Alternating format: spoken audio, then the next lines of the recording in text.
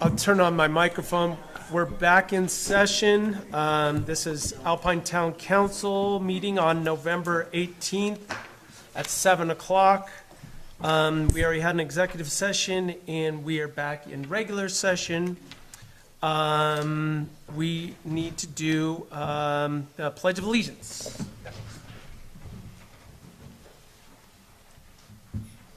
I pledge allegiance to the flag of the United States of America and to the republic for which it stands, one nation, under God, indivisible, with liberty and justice for all. Madam Clerk, roll call. Good evening. Councilman Larson. Here. Councilmember Burchard. Here. Mayor Green. Here. Councilmember Weirda. Here. And Councilmember Scafidi. Here. Mayor Green, you have a quorum of the council with all members present. Thank you. Next is to adopt the agenda. Do we have a motion? Motion to adopt the agenda. Second. We have a motion. It's been seconded. Discussion? All those in favor of adopting the agenda, please say aye. Aye. Aye. Opposed? Hearing none, the agenda is adopted. Next is the consent agenda. Do we have a motion? Motion to approve consent agenda. Second. We have a motion. It's been seconded. Any discussion? All those in favor of approving the consent agenda, say aye. Aye. Aye. Opposed? Hearing none, consent agenda passes. All right, we'll get right into reports. I don't have much of a report. We have, of course, a lot going on. If Craig was here, he'd probably tell you that we're planning for winter, and that's essentially this time of year. That's what most of us are doing at the town of Alpine, is just getting ready. I know they're putting up some Christmas lights today, so you guys might see those turned on in the park soon. And one other thing that I wanted to just make sure that everyone understands going forward. I am no longer going to vote on pretty much any item. And I'm going to let town council have their voice heard with their vote. The only vote that I'll give is if there's a tie on town council, that I'll break the tie, which the statute allows for. And also anything that I'm super passionate about, say we're a resolution to support something in general, I would, put my name to that. But in general, I'd just kind of want the town council's vote to stand on its own. So that's my intention why I'm not going to be voting going forward. So that's not to say I won't ever vote again, but I'm going to try to let town council's voices be heard on that. So that's the reason why. And Mr. Sanderson, did you have anything to add to that? Okay, thank you. We'll move on to events committee. We have bingo coming up this Friday. That's always a good time and a good way to get out of the house. All of the funds earned by Top of the Rockies and the American Legion go back into the community. Next Thursday, we have the community Thanksgiving dinner, which anyone is welcome to attend. You don't have to have any reason other than you don't feel like cooking, you don't have family, you don't want to be home by yourself, or you don't want to cook. So, yeah, anybody come on down. We'll have the football games on, and it's a free dinner.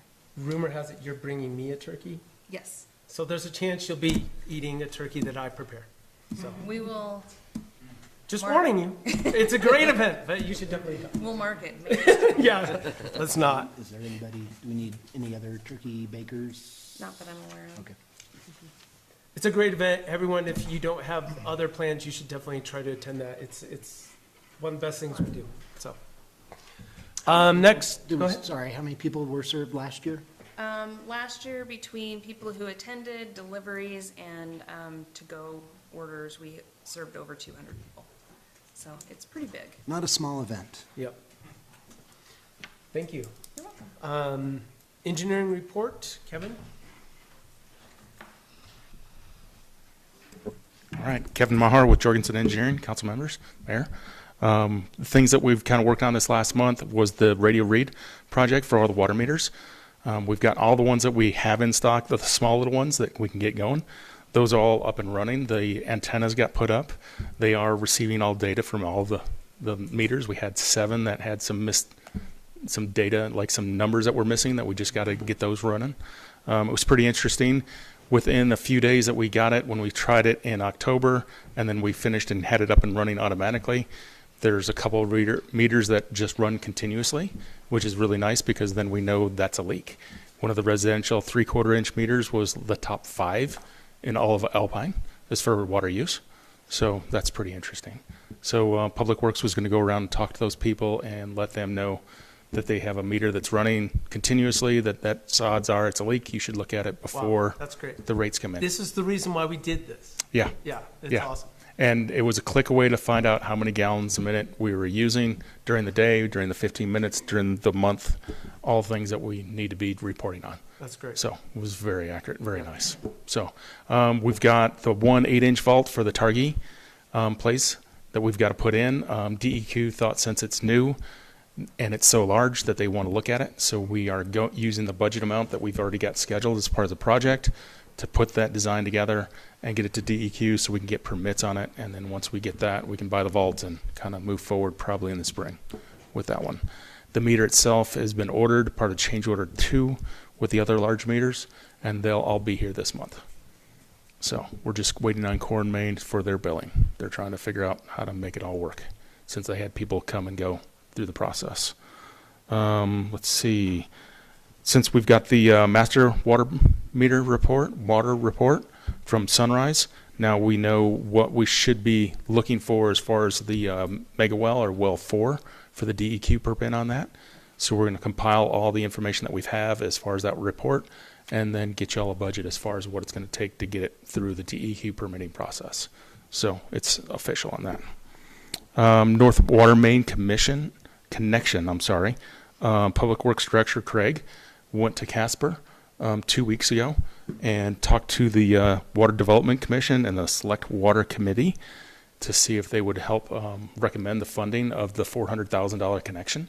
And they did recommend that, so it's pushed to the state legislature at that point. So that could be a 50% funding for that. So pretty huge. Yep. The sewer fund, as far as we've got, the wastewater treatment plant is operational at this point. We still have some nuisance alarms. We still have some splitting of the PLCs that we're trying to get through, a little bit of acid and a little dewatering and a couple things we're kind of working through at this point. So it is running, but it's still got some things to finish up to where we can say that it's done. Let's see. Wastewater treatment plant, we looked at trying to look at some UV light systems since the UV light itself there has been failing for a while and having to do some major replacements on it. So it's time after 17 years to probably look at a new system on that. And then the only development that we're looking at so far is in this last month was the RV Resort Lodge as far as the stormwater. So we just had a couple of comments on that and we just sent that back today. So, is there any questions? Any questions for Kevin? Thanks, Kevin. Thanks, Kevin. All right, thank you. Appreciate it. Planning and zoning report. Did you have anything? We didn't have a meeting last Oh, okay. We'll allow it. Thanks. Okay, economic development. Nothing new there from the county as far as I know. Have you? No. It's been, yeah, silent. So I'll go into travel and tourism. We had our travel and tourism meeting last week for, we end up having it in November versus instead of our October meeting because one of our board members was on vacation and took a couple initial applications, one from the town for this coming Quincentennial. You're welcome. and You'll get it. had a good feedback going back and forth there. Our next meeting will be tomorrow for second reading on that. Also, we met with SVI Media. I went to a promo of sorts that they had. With that promo of sorts, Duke offered a 50% off deal for those who attended. I said, hey, can travel and tourism take part of that 50% off? Because we're always interested in saving money. He said yes. So I told him to bring an application. He did, and we approved that on first reading. They'll be back tomorrow for second reading. And then we had some attendees, Sam and Paul, who wanted to put together an application for promotion, more of a social media and multimedia promotion for the town of Alpine. And so kind of explained the process to them. The board accepted their initial application, and then they'll present again tomorrow for that second reading. Other than that, it'll be tomorrow, 6 o'clock, right here. Come on down. I have a question for you regarding the new committee that you sit on for travel and tourism of the county. How often are you meeting, and is that up and going? It's in the process. Basically, we're making the sausage right now. We've been meeting monthly. We're trying to meet after the holiday. They're still putting together the nuts and bolts, The bylaws and the everything? bylaws, organizational structure, and going forward to see what we do from there. Do you think that'll be in place before? in We're the spring? planning on putting it in place before summer. Okay. So, yeah. Because finalize it the this town spring. would be very interested in asking the county for some of those tourism dollars for the, our big plans for the semi-quincentennial celebration. Yeah, right. The last discussion is what kind of a balance does this is for the county travel and tourism. What kind of a balance does the county travel and tourism want to have between promotion and branding versus grants themselves? Right. So once that gets worked out, then we'll open it up. Last we talked, we're looking at basically a structure similar to the Lincoln County Recreational Committee, where, and it's kind of similar to Alpine's Travel and Tourism, where we accept open applications at the first of the year. We have 3 readings throughout that next fiscal year for those grants, and then we fund those grants that are approved. But that's not set in stone yet. Okay.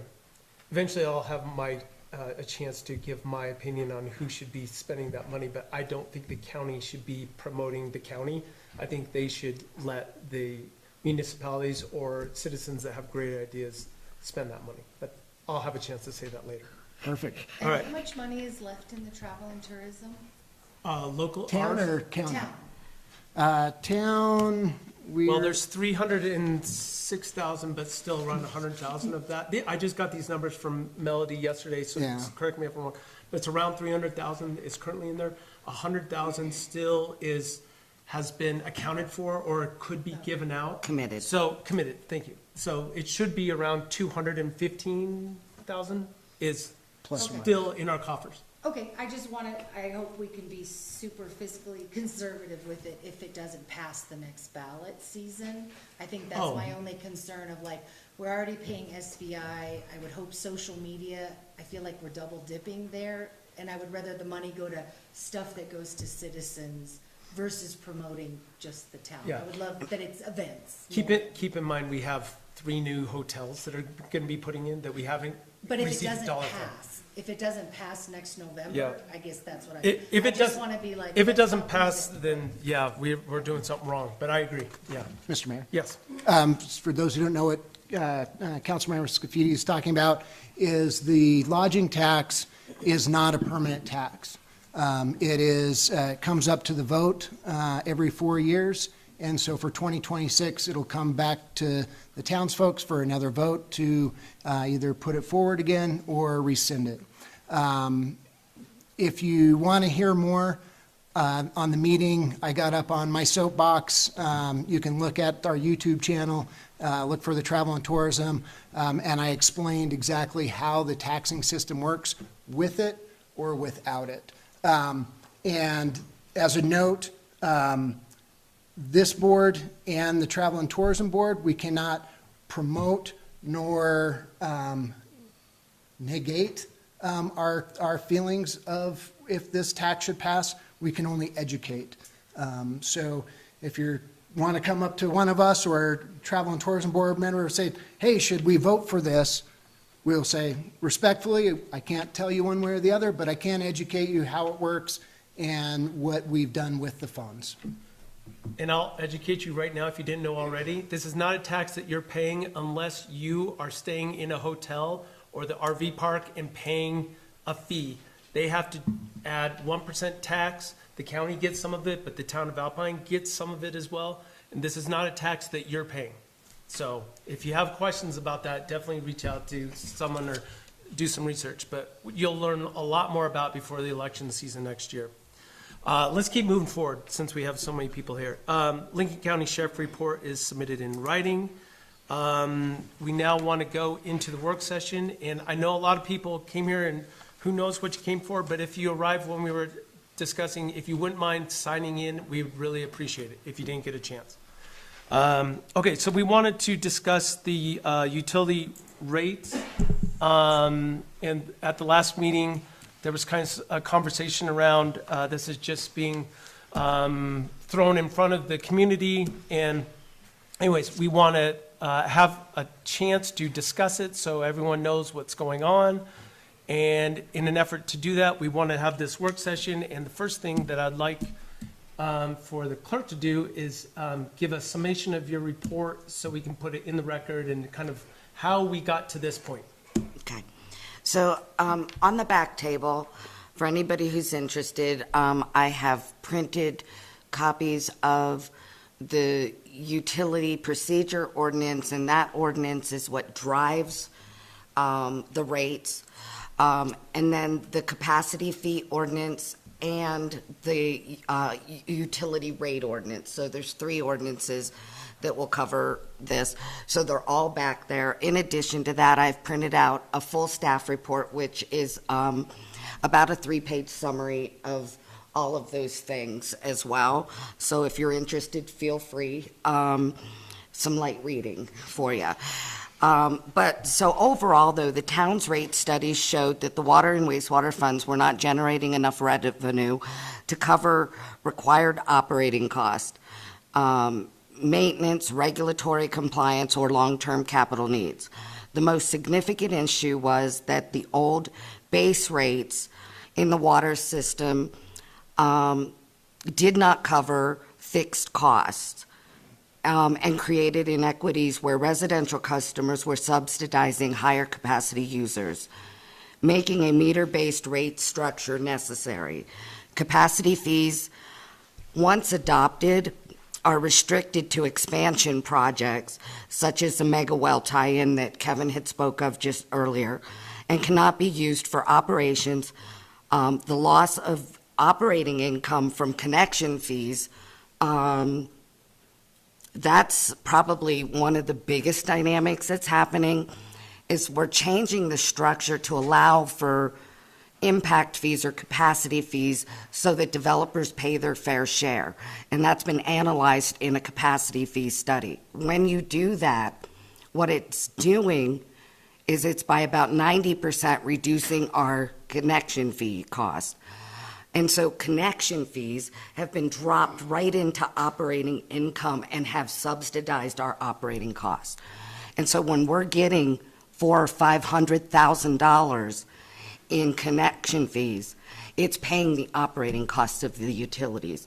And if you read state statute, that's not how the system should work. So capacity fees, if all of this passes, capacity fees will be set aside and be itemized only for expansion. The connection fees, much lower, will be used for operating costs. Lastly, despite reports to the contrary, the wastewater rate increase does not include any costs associated with Melvin Brewing. They are responsible for all pretreatment expenses per the agreement and that the town currently has in place. Excuse me. The more I talk along sentences, and the hoarser I get, so I apologize. So.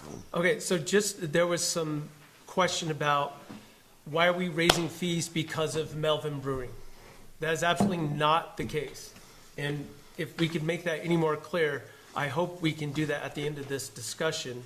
But basically, for a long time, the town of Alpine was not paying for the water and sewer the way they were supposed to. And the general fund for the town was subsidizing those accounts. And that is actually against the law to do. That these enterprise funds, sewer and water, have to pay for themselves and the operating costs that go along with that. So the 3 ordinances that we have in place are to make sure that that isn't happening going forward. But that also means sewer and water, they have to pay for all their operational costs. So we have analyzed this and found that we need to bring in more revenue. So the only way we can bring in more revenue is to grow the town really fast and somehow get that money coming in within the next year, or we need to raise rates. So the most logical thing to do is raise the rates, which haven't been done in so many years, I can't remember when the last time rates were done. 3 years ago. 3 years ago. Good try. 3 years ago, in 2022, the town council passed a rate ordinance that did also raise the rates, the base rate by $2 in this past fiscal year as well, not like last fiscal year. So after 2 years, they raised that again. Okay. Yeah. Just so everybody knows, you could be asked to leave if you speak out and we get tired of it. So I would keep your comments to yourself until we give you the chance to do it. The final thing that we will show up here is how we compare to the rest of the valley.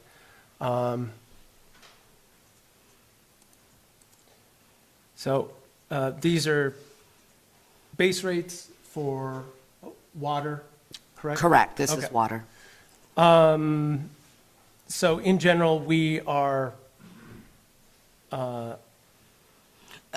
When you look at it over the average over all the base rates that I've tracked, we did reach out to other water districts, and they have not gotten back to us to be able to add them as well, because Nordic Ranches, though we do have their rates, but they're part of the picture as Yeah. well, and they tend to be smaller systems too.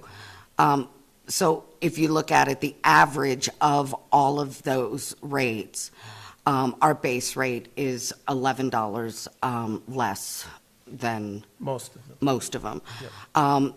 But if you look, and the one interesting thing that I found when I looked at it is you can see the ideology that various municipalities and systems use. It's all very different. Some, give you up to 60,000 gallons of water before they start charging you. And in this case, I'm referring to Afton. They have a very low base rate for a 3/4 inch service of $22. However, if you use 0 gallons to 60,000 gallons, it costs you an additional $17, which means they're charging you pretty much a base rate of Yeah. $39 Right. in that case, because everybody pays at least $39. Not many people use up to 60,000. Right, correct, not in a single-family Yeah. home, no. Okay, so thank you for that. I'll give a chance for town council to make any comments or ask any questions, and then we'll open it up to the people in the audience if they want to make any comments. Yeah, I'll start. Shay, can you turn on your microphone, please? I said this before, and I put the flyers up at the post office so everybody knew.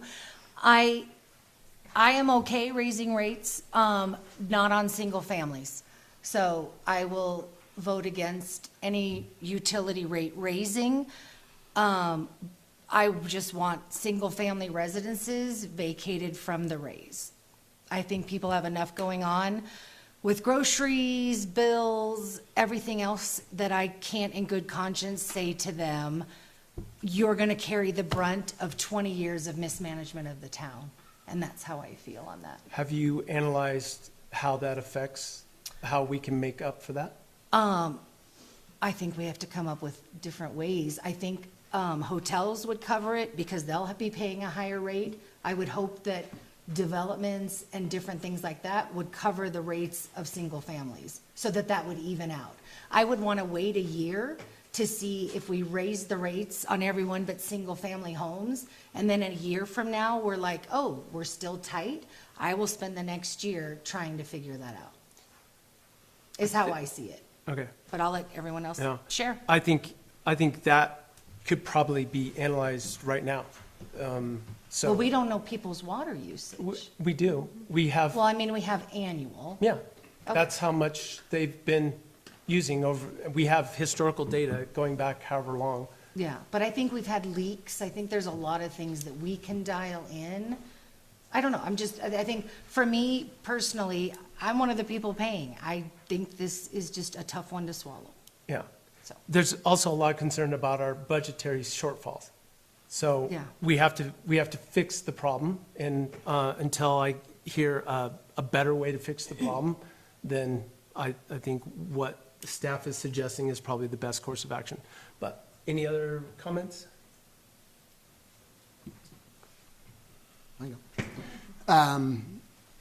Yeah, this sucks. So just kind of a historical perspective. 10 years ago, the council at that time decided, this was after, well, still in the midst of the Great Recession, to extremely lower rates at that time, both sewer and water, because the thought being we wanted to be more aggressive to attract people to come here. We had a state-of-the-art sewer system that we needed to pay for. We shouldn't have received that sewer system. That's another point, but that's going back now 19 years. So at that time, we lowered rates to help people out, to attract more people here, to get more people specifically on the system for the sewer plant, to get that going. As the the deflation started going down or going back up, and people started moving here, then we adjusted rates, and then we raised rates on advice of treasurer at that time and the engineer at that time, but we never had an actual study going on. And then, as clerk treasurer said, the last time we raised rates was in '22, and we raised rates enough to, at the time, it was planned to do an incremental raise, because at that time, we were thinking that we needed to raise rates, if I recall, I want to say it was like 25 to 30% to get us caught up. But none of us wanted to do that. We were like, let's do a step system. So we raised rates, I want to say 10 or 15%, and with the idea of going next year and the following year, another 10, 15%, so we could cover our costs and also plan for the future. We had a administration change, and at that time from the administration change, this board decided, instead of doing that step system we weren't pulling rates out of our butt, but we didn't have any true history, background, or anything. So instead of raising rates, let's get some studies done. Let's hire some firms so we can do a water study, so we can do a sewer study, to see if what we are doing makes sense, if we are actually hitting the numbers we need to, and if we're preparing for the future. Now those studies have since come back, and this is the evidence that we get. The studies that came back actually said you're pretty much in there in what you're charging. However, what you're not charging, though, is to prepare for the future. This is infrastructure that does not last forever. It's infrastructure that breaks down. If you recall this summer, we had a pump house that went out that the most of the town of Alpine did not have water for a weekend. We have lines that are cracking. It's a system that provides, or that must have maintenance and repair and replacement. And so that's the one thing that we've never had in the past, at least as long as I've been here, to plan for the future. As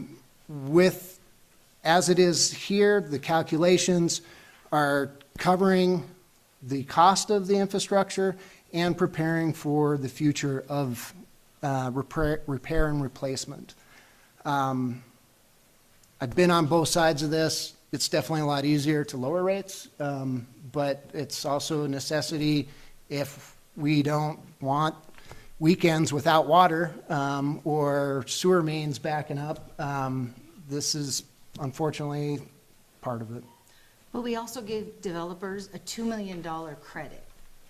And I know that's for a mega well that eventually will tie in, but I think that is, again, we are giving like the developers the credits, and now we're asking the people to pay for it. And that's the part for me, that's the history of this town, and it just keeps snowballing and snowballing. And we could go into a lot more depth, but that's my angst on a lot of it. Just so we're clear, your comment about the $2 million, Yeah. those don't pay for operating expenses. Not So that- operating, but they were part of the budget. I mean, those were connection fees that were lost that would have paid. When we got Yeah. infrastructure in, there was an exchange of goods for an amount to be determined, or we Yeah. will effectively, at some point, not get income because of that, but we brought in infrastructure that we've had people tie into because of that. So I just want to No, make I sure we're understand, clear. I understand, but I also think it was too large of a credit, and that put a burden on the town. And when you say "we," it wasn't this Well, administration. there's some from this administration that were Right part here. of it. I mean, and I'm not saying, but it's just, that's the dynamic that I think just keeps going back to, it's because of mismanagement. And yes, I appreciate that we're trying to get it back into line, but again, it's always on the backs of the single family and not the largest users as far as developments. That's the tough part, I guess. Okay. Any other comments? Mr. Mayor, Yep. so just kind of on that, I see this as starting anew. So we're not starting with mismanagement, where if we don't follow the framework that we've hired a couple of firms to say, hey, this is what's going on, this is how, one, what you need to do to repair, replace, and run your two systems, and then also what you need to have in place for future systems so nothing breaks down. Here's the formula. Here's starting fresh, starting new, no mismanagement. We have the blueprint, and go forward. The one thing on the past slide where we were comparing other systems, be it Afton, be it ranches, all those other systems, you're not comparing apples to apples there, because our system, specifically, water's different, sorry, that is water, but when we talk about sewer and we want to compare sewer systems, our sewer system is not comparable to anybody anywhere within 1,000 miles of us. With that, we have, at the end of the day, our sewer system has to put potable water back into the Snake River. And then we have that with a DEQ permit, that if we did not have that, we would not have a sewer system, because we don't have the landmass and anything to put in lagoons like normal sewer systems do. That's why we have the membrane plant that we have. But this still sucks. I mean, Yep. Okay. Any other comments from town council?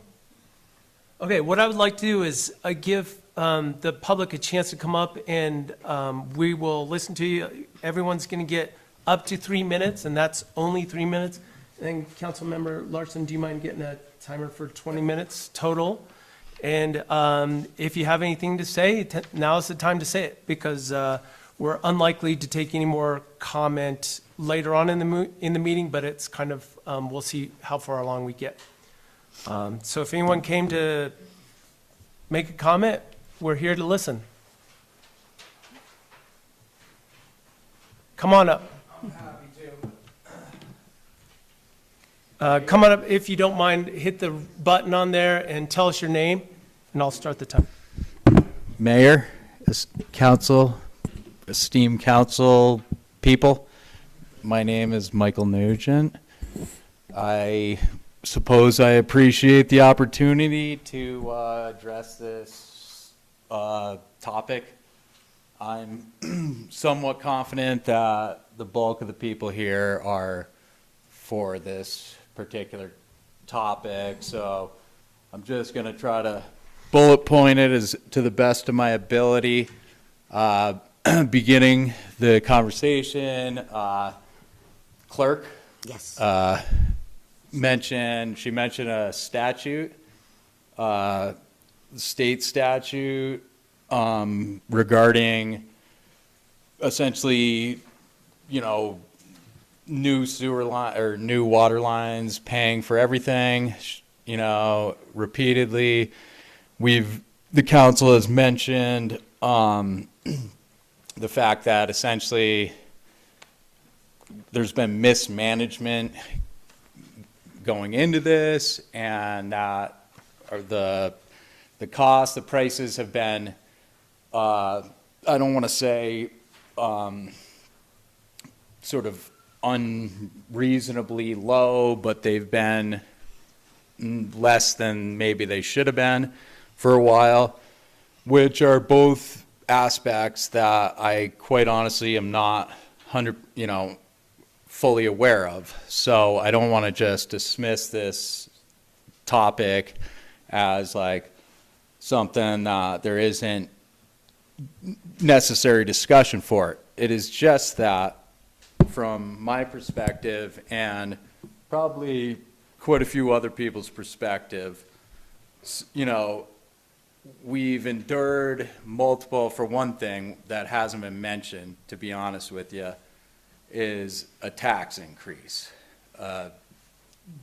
Multiple tiered tax increase that occurred beginning 4 years ago, which quite honestly quadrupled my property tax from when I bought it.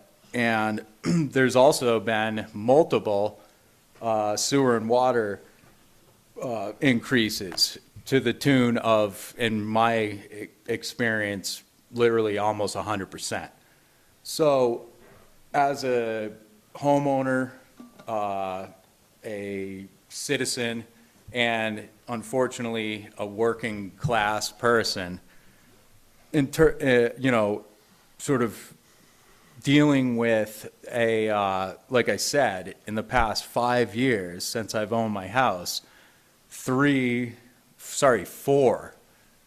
in my probably highly agreed upon experience, it's been overwhelming, basically.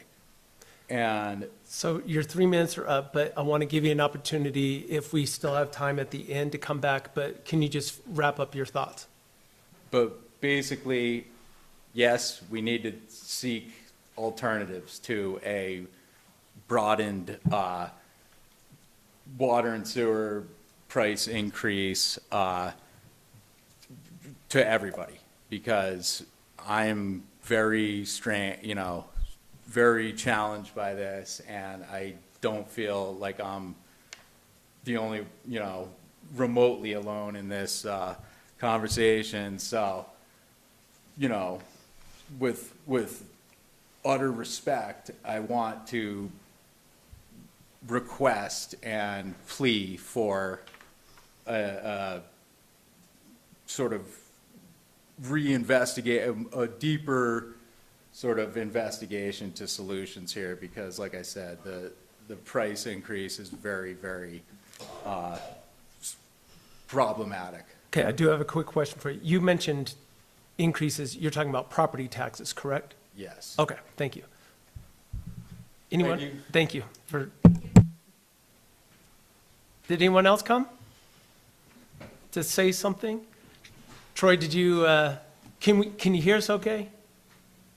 Yeah, I'm just waiting for everybody else. He wants to be the last one. Did anyone else come to make a comment on the potential price? You're more than welcome to come up and ask a question. I don't know if we'll have the answer, but this would be your time to do it, for sure. And when you do hit that button, do you mind pointing the microphone towards you? Thank you. and tell us your name. Hello, my name is Viliana Mandel, and sorry, Yeah. my husband and I moved here like a year ago. We were long-term residents of Jackson, and we moved here because of unaffordability. Like a lot of people move that way. We love Jackson, we love Alpine, but my question for the water bill and everything, because I saw the broken down bill, the way it was increasing. It's like, what is the sewer line? Is there any connection to the new houses getting hooked to the sewer?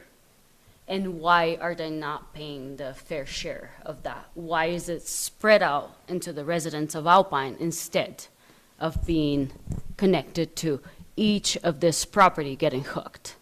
Because we are paying into this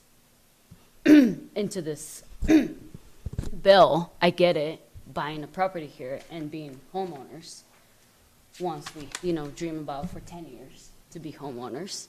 And we come here and the water bill is 3 times more expensive than even Jackson. Let's put it that way.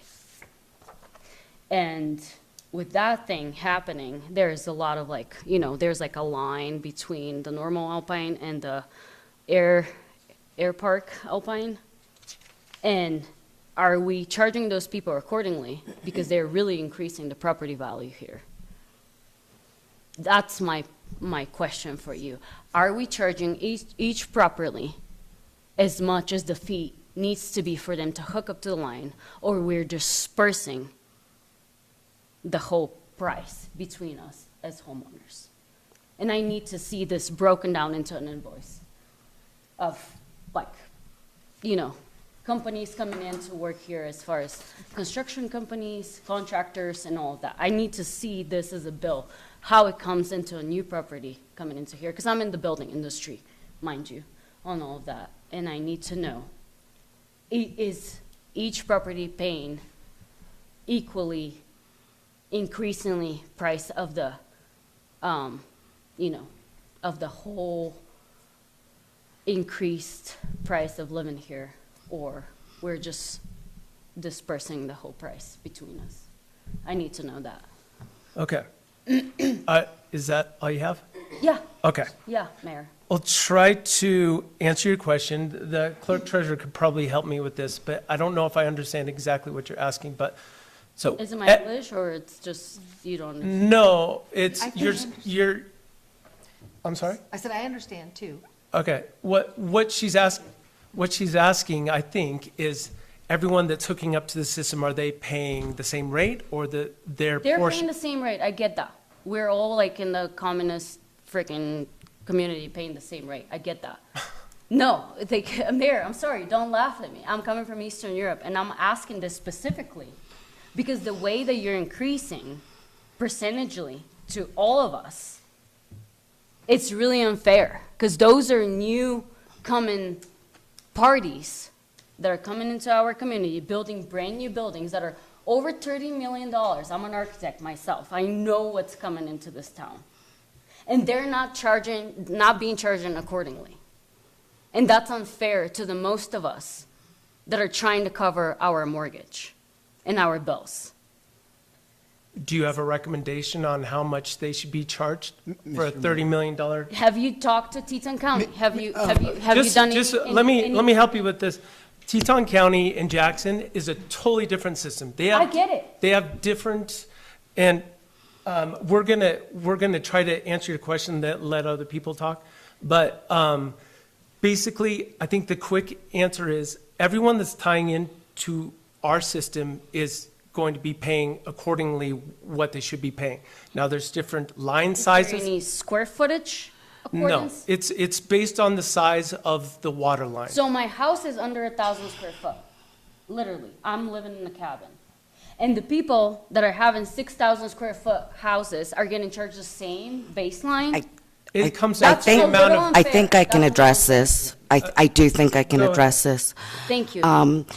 So I think what you're asking is when somebody's building a larger home that obviously is more expensive than a smaller home, are they Yes. paying their proportional share? I can tell you that this ordinance that we are, is before the town council does that. So one of the things that we have built into that, and Kevin is from Jorgensen Engineering, who spoke earlier. Probably works. And he assisted, Jorgensen Engineering assisted with the methodology that went into drafting the procedure ordinance. What it does, if you're building a large house, it's going to be assessed connection fees and capacity fees based on fixture units. So the bigger the house, the more fixtures, the more you pay. Is there an example we could provide right now so we could like see the bill being broken down? Well, what I can tell you, I can give you this. So, and I'm going to be passing out to them, but it's an attachment I'm recommending. That's how it's going to be assessed. That's the spreadsheet that we're going to use, and maybe that'll help you. Also, the larger your water line size, the more you pay. Businesses, the way it's been assessed, everybody paid the same $31 a month. So if Now you it's so- $38.75. So no, it's not.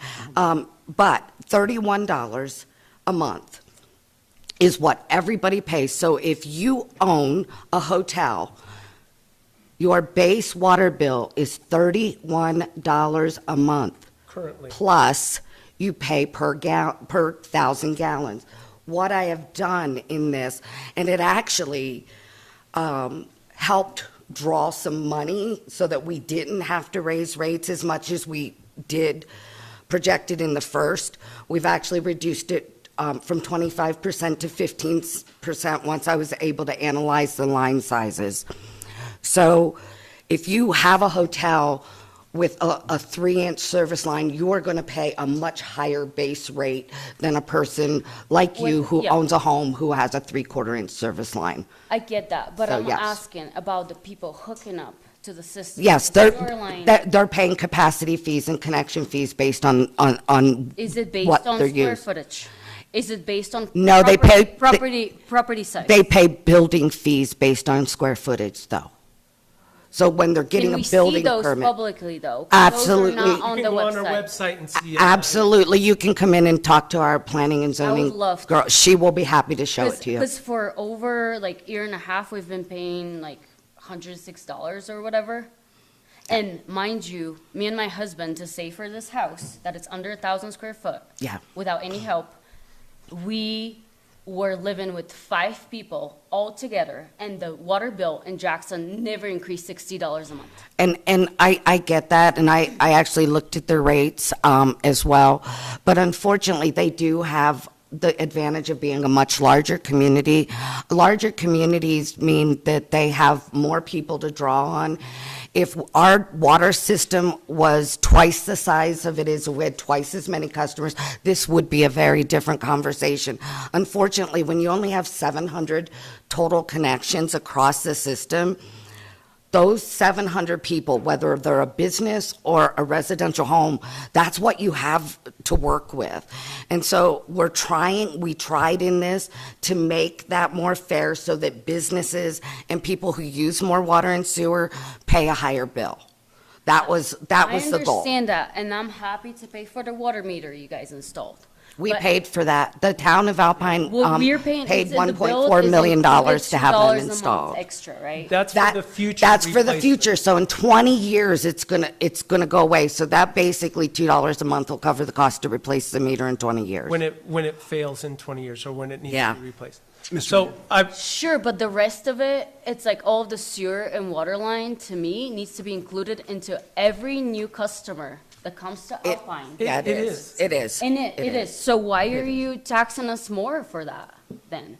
If it's included already, why are you increasing our bill? Because you just said it's included. No, for all new people that tie into the system, they will be paying. And they need to pay for their new subscription, right? They will. They will. That's what Why this are does. why is our bill going Because up then? we're not going to open up the floodgates and 1,000 people come and connect tomorrow and can pay for this. So that's going to take The time. floodgates are open, Mayor. Okay. I'm sorry to say that. The floodgates have been open for a long time. Okay, And they're so- gonna come in. Thank you for all your comments and your questions. We're going Yes, to move thank on you. to someone else and give them the same opportunity you have. And then, how much time do you have? We've got Okay, 4 I'm gonna minutes be and a 40 draw. seconds. Mr. Okay, Mayor, yeah. If I can Yes, address come something and real see quick. us. So also, just a couple of things on addressing this is, this is for the residents of the town of Alpine. It's not for the county, it's not for the air park. This is for the residents of the town of Alpine. Also, you have a set cost that the clerk was referencing at $31, and then you have a user cost, so much per 1,000 gallons.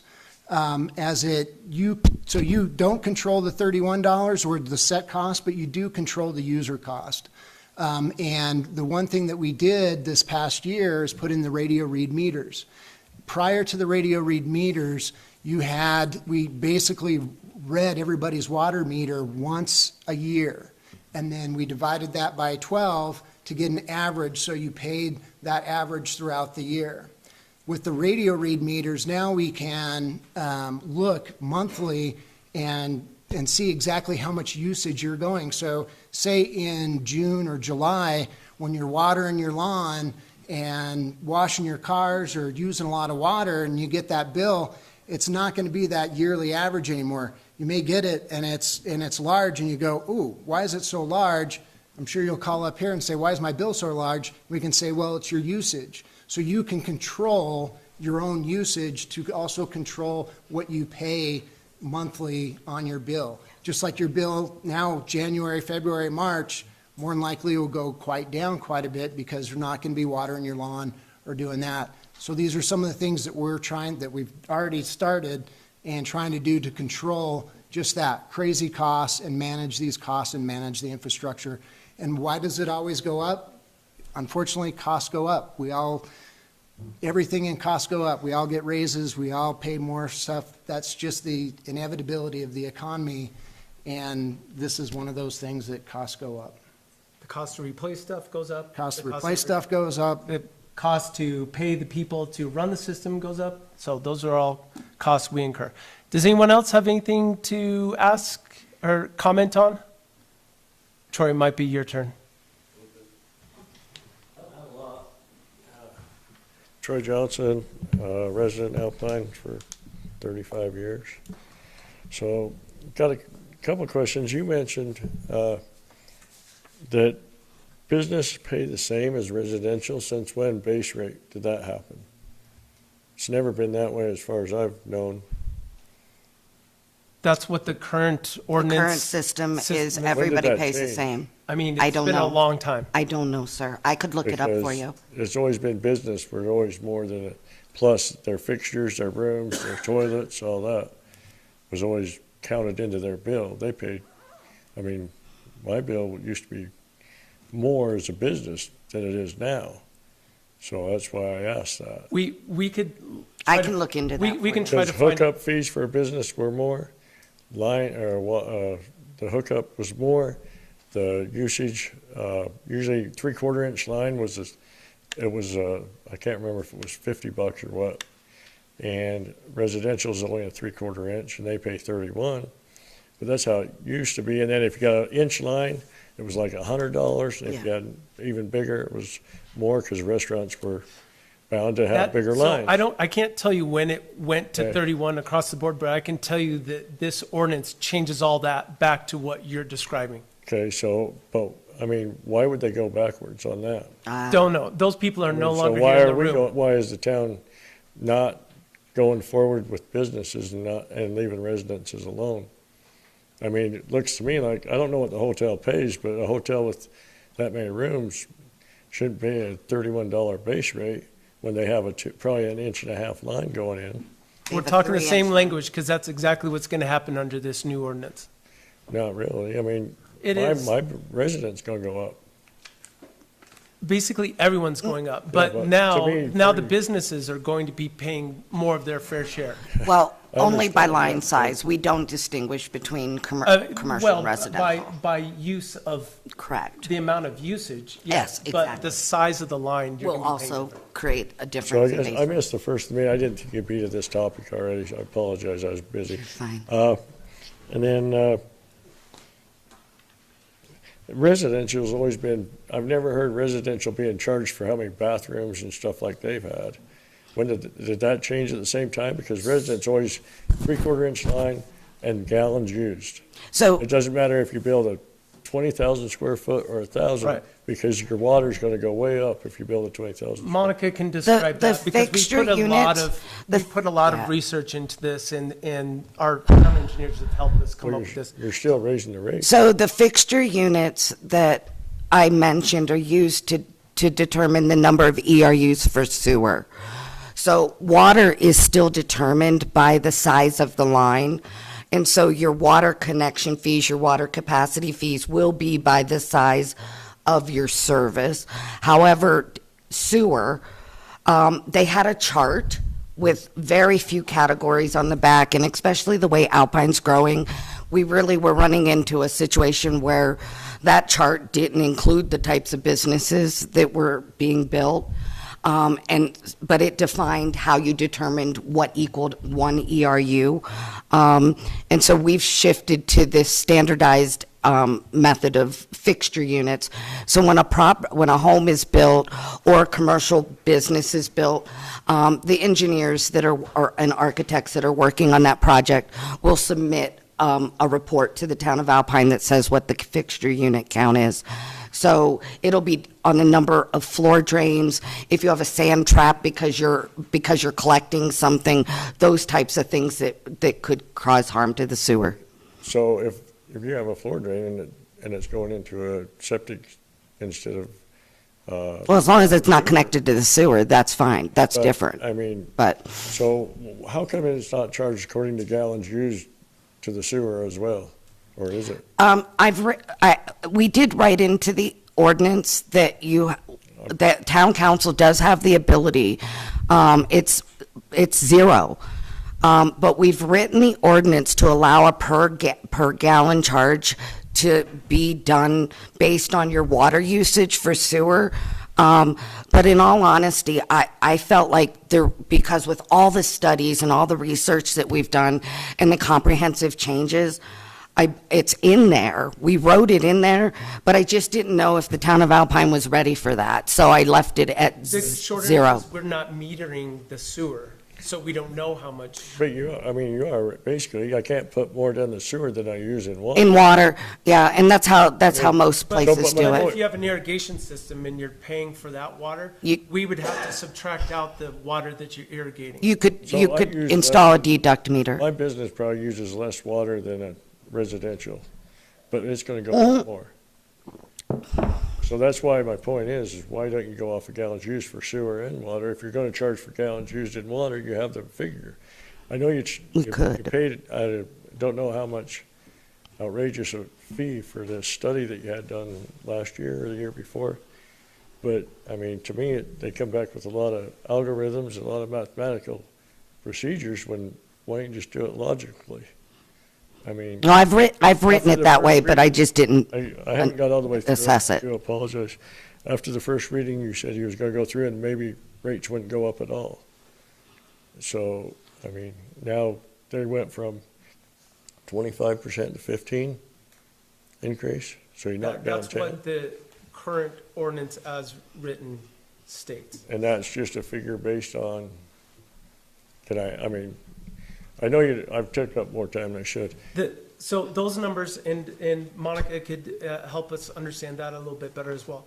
But what she's done is taken out everything that's not directly associated with the operations of sewer and water. And we've come up with a number, that's how much it costs for us to operate it, right? And so if the amount of money that we're bringing in does not equal that's what we're trying. So just to be clear, the increase that we're suggesting for sewer is still not going to cover our operating expenses. Nor is water. But is that because of the Melvin's? No, Absolutely not. And we started off. So we had to pay for that though, don't No. we? no. The town's not paying for that in any way, shape or form. Well, The we public. are, but The public. in a different way, okay? Oh, well- So it's not your user fees are not going to pay for Melvin's pretreatment or anything. Melvin is paying their fair share for their water usage, and actually, our goal is to get an industrial user permit set up, so they actually pay more than what Well, they make, Joe homeowner is. yeah, they make a lot of stuff over there. They should pay more. Right, and they're using a lot of water.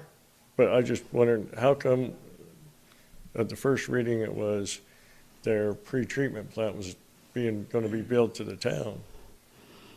Well, it is, but we also got grants to pay for that, and we had to take out loans to pay for that. But Melvin, we have a contract Why with. did the town have to take out loans? We have it's a very long discussion, and I'd be more than happy to sit with you and we can discuss it. But these are things that have been discussed for over 10 years in this room. And decisions made by previous administrations have kind of put us into this situation with Melvin and the pretreatment plant. And so I don't really want to spend a bunch of time on that. I understand that, yeah, I Yeah. understand that. But, so we can focus on that. But at this point, do you have any other questions or comments directly? No, I just would rather see this tabled again, not read, pushed through until there's more answers myself. I would love to sit down and show you the operating budgets. The way you're gonna charge the sewer, to me, doesn't make a lot of sense. As far as you could go off of gallons, and probably the people that use the water should pay for their water. I know I water my lawn, and I have to pay a lot for that every month when I do water it. Yep. That's my choice, though. And And, a business has their expenses, so, yeah, all right, thank I you. appreciate you coming. Thanks. Thanks, Troy. Okay, any other quick comments, and then we're going to move on? Because I don't think everyone came for that. Okay, let's move on to action items. So the first two items on here are basically, there may have been some question on, these were two items that we brought up at the last meeting, and we voted on them, and there was a question whether or not our vote was legitimate or not. So we're just going to have another vote, and then we'll take care of it really quickly. But do we have a motion to get it on the table? Make a motion to approve the requested water and sewer extension for Creative Properties LLC, lot number 12, Palisade Heights, 160 Highway 89. Second. We have a motion, it's been seconded. Any discussion? All right, seeing none. All those in favor of said motion, say aye. Aye. Aye. Opposed? Abstain. Motion carries. Okay, next, do we have a motion for action item B? Motion to approve the special use permit, SUP, for Creative Properties LLC, allowing phased development of the proposed project as recommended by the Planning and Zoning Commission based upon the conditions outlined in the suggested SUP permit and adherence to all applicable provisions of the Town of Alpine LUDC. Second. We have a motion, it's been seconded. Any discussion? I think my only discussion, because now we have people here. If you guys are wondering why I'm abstaining, it's because Creative Properties is my landlord. And so in that respect, there's a financial dynamic, and so I have to abstain. I do believe, though, we're giving out a lot of special use permits, and I'm kind of sad with the state of us paying 200 and something thousand for a master plan. And so I think that would be my only comment on what's transpiring. So just to clarify, do you have a financial interest in the I development? don't have a financial interest in the development, but he is the landlord of the building I'm in. Okay, And so in that respect, okay, thank you. All those in favor of said motion, say aye. Aye. Aye. Opposed? With one abstain? abstain. Okay. Motion carries. All right. Thank you for that. We'll move right on to ordinance number 2025-012. Do we have a motion? Motion to approve second reading of ordinance number 2025-012, utility procedure ordinance. Second. We have a motion. It's been seconded. Discussion. Ma- Okay, so. Mayor Green? Yes. Can I ask for an amendment to ordinance number 2025-012 to require connections outside the incorporated boundaries to execute an extraterritorial agreement prior to issuance of a permit to connect? What section in number would that be under? Those two. Gotcha. So we're talking amendment section 6D3. What page would it be on? Do you know what page? Do you know the page? I do not. Okay, why don't you just give us the I have. give us the language for the amendment, and we'll discuss it. Top of page 4. Right there. You're almost there. Keep going. Right there. Okay,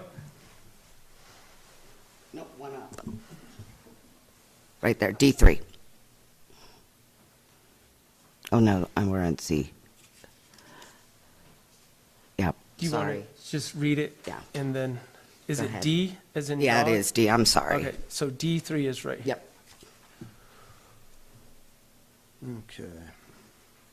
Okay. Make an amendment to add the language, all water connections located outside the incorporated boundaries of the town of Alpine are required to execute an extraterritorial agreement prior to the extraterritorial, thank you. Extraterritorial. Thank you. Extraterritorial agreement prior to the issuance of any permit to connect. We have an And- amendment. And then Yeah. I'd also add another amendment for section 9D3.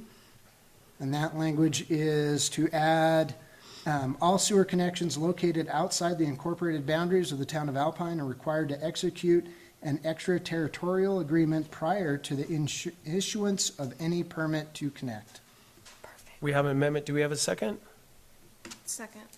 We have an amendment. It's been seconded. Discussion. Can you just give us a background on this amendment?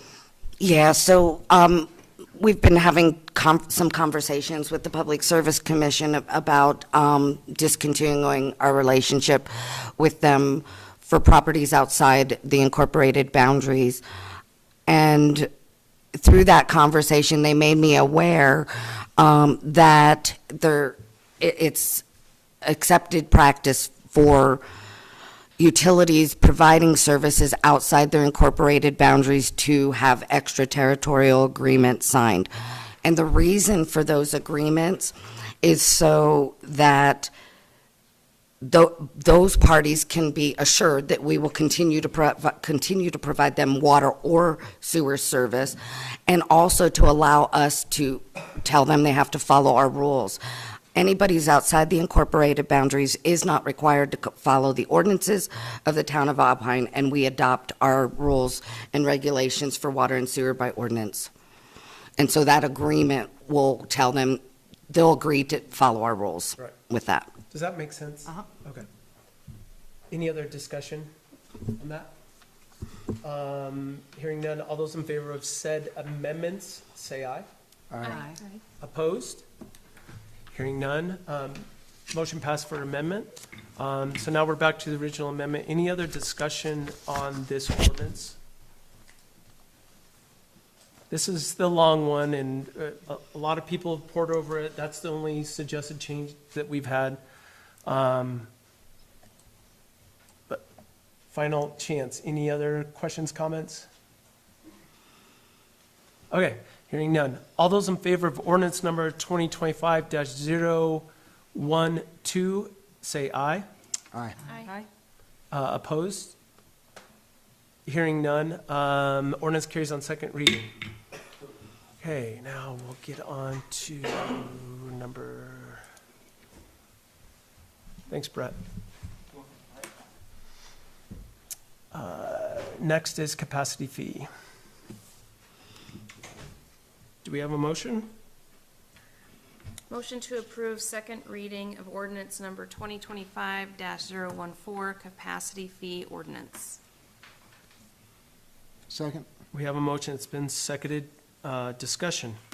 Any changes from staff on this from the first reading? No. Any questions or comments from town council on this? I do, real quick, because Yes. I'm looking at my packet. So part of it where, Monica, it says section 9 items, summary of amendments between first and second reading. Oh, that's for the next one. Apologies, You're fine. jumping the gun. There's a lot. Okay. Thanks. Okay, any other comments, questions? All right, all those in favor of ordinance number 2025-014, capacity fee ordinance on second reading, say aye. Aye. Aye. Well, the next one's utility rate. So, that was 4 ayes. Any against? Okay, hearing none, motion or ordinance carries on second reading. Next on, the utility rate ordinance.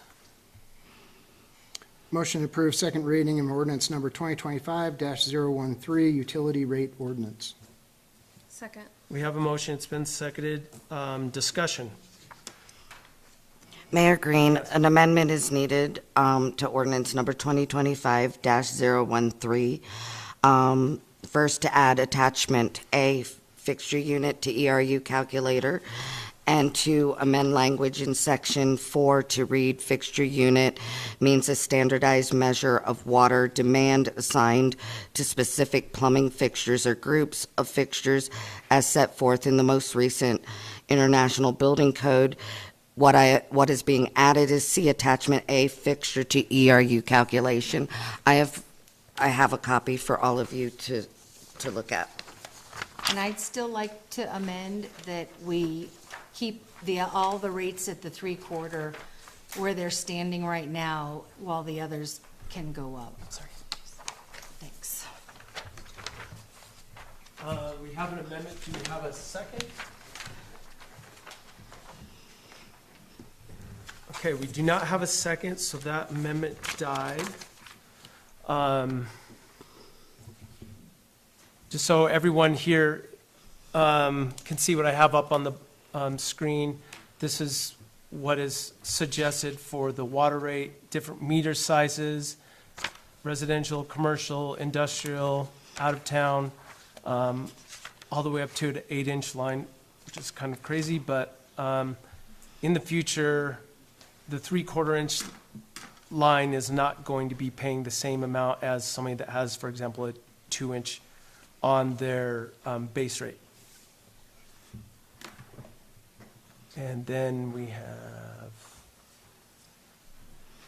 this is how much it costs for water connections. Here's capacity fees.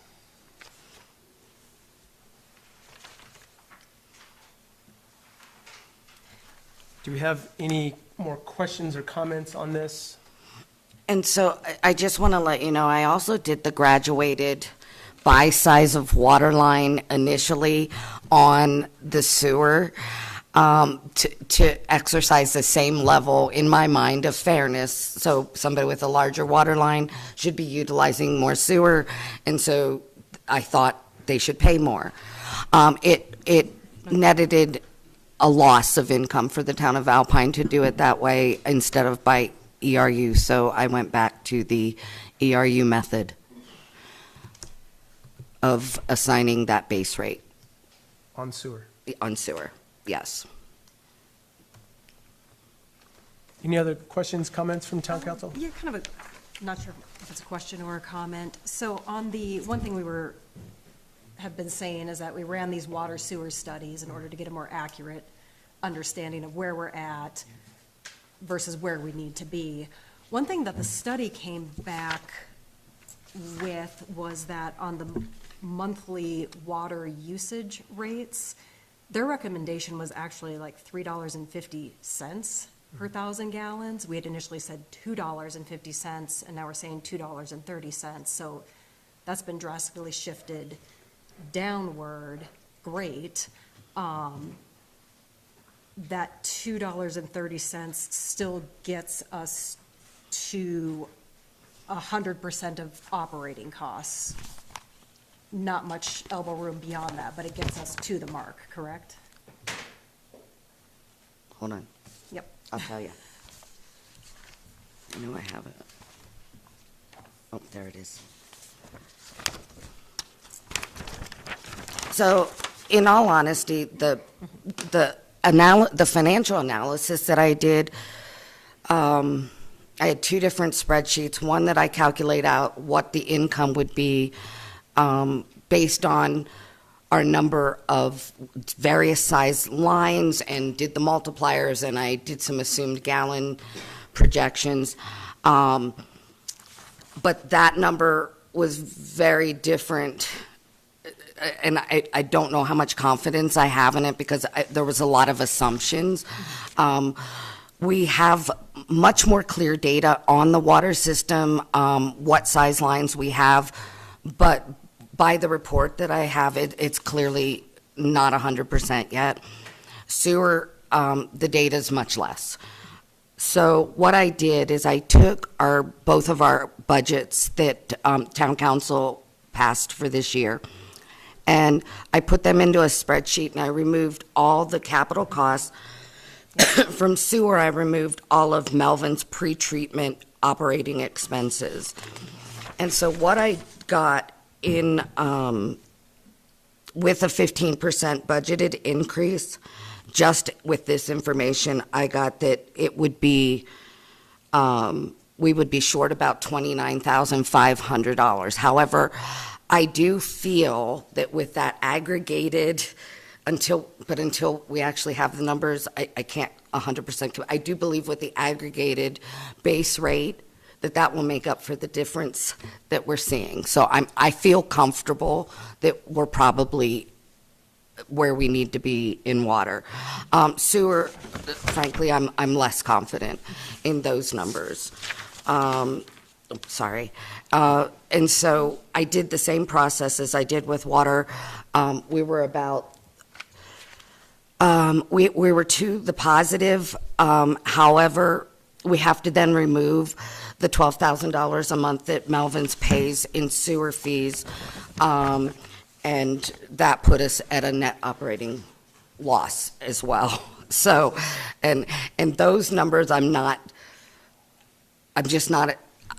feel that we don't have as much potential as we do with changing the base rates on water so that so people with larger lines pay more. That will get us, I think, a bigger bang for our buck. But I think I think this is a step in the right direction, and we should know by March. Yeah. Right. I think what we're bringing in every month. Right. So, because just to reiterate, historically, what the goal we're trying to accomplish is using the right pots of revenue to pay for the correct Right. expenses. So I appreciate, Councilman Larson's history on it. Yes. I'm brand new to this, so I'm coming at this with no history, no assumptions. So again, I'm just looking at what's the goal and does this get us there? As Troy pointed out, we're not charging additional sewer usage rates at this time, so that's maybe another discussion for down the road if we still see a shortfall going into the budget. That's why we put the Yes. capability to do that in the Okay. future. Basically, we would just have to add a rate to the rate, if I'm not mistaken, correct? Okay.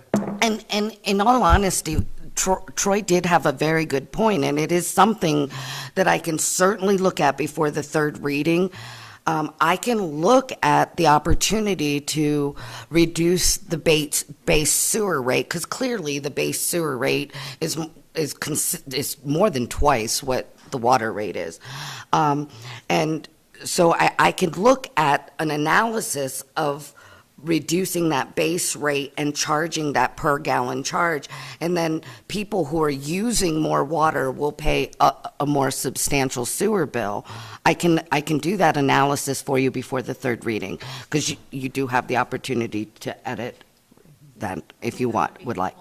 Okay. Right, because he does make the point of if someone is using X amount of water and then irrigating their lawn, that burden onto the sewer system is less than someone who's just Right. passing through. Correct. And we've discussed that, and it is a great point, and we don't have a great way of capturing that. No, the truth is, in the event that somebody is a large water user to water their lawn, they have the opportunity to purchase a meter and install what we call a deduct meter.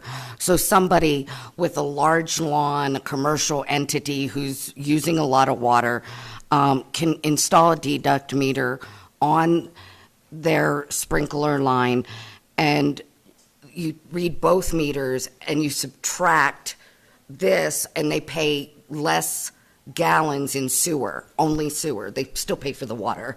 They just, But that almost has to be a choice because we're not set up to install meters. Everyone would have to pay for their own meter. they would have to That do was- that themselves, Yeah. yes. And it's written into the ordinance to allow for them to do so, yes. One other point that I want to make sure that everyone understands is that up until Monica and myself arrived, the town of Alpine was not, we weren't putting our required depreciation. By law, you're supposed to put a certain amount of depreciation in the bank every single year to fund the maintenance that needs to happen. Well, the town of Alpine, I won't say never did it, but we can't tell that they did it. And it's required by the state. So I guess you can blame us for that.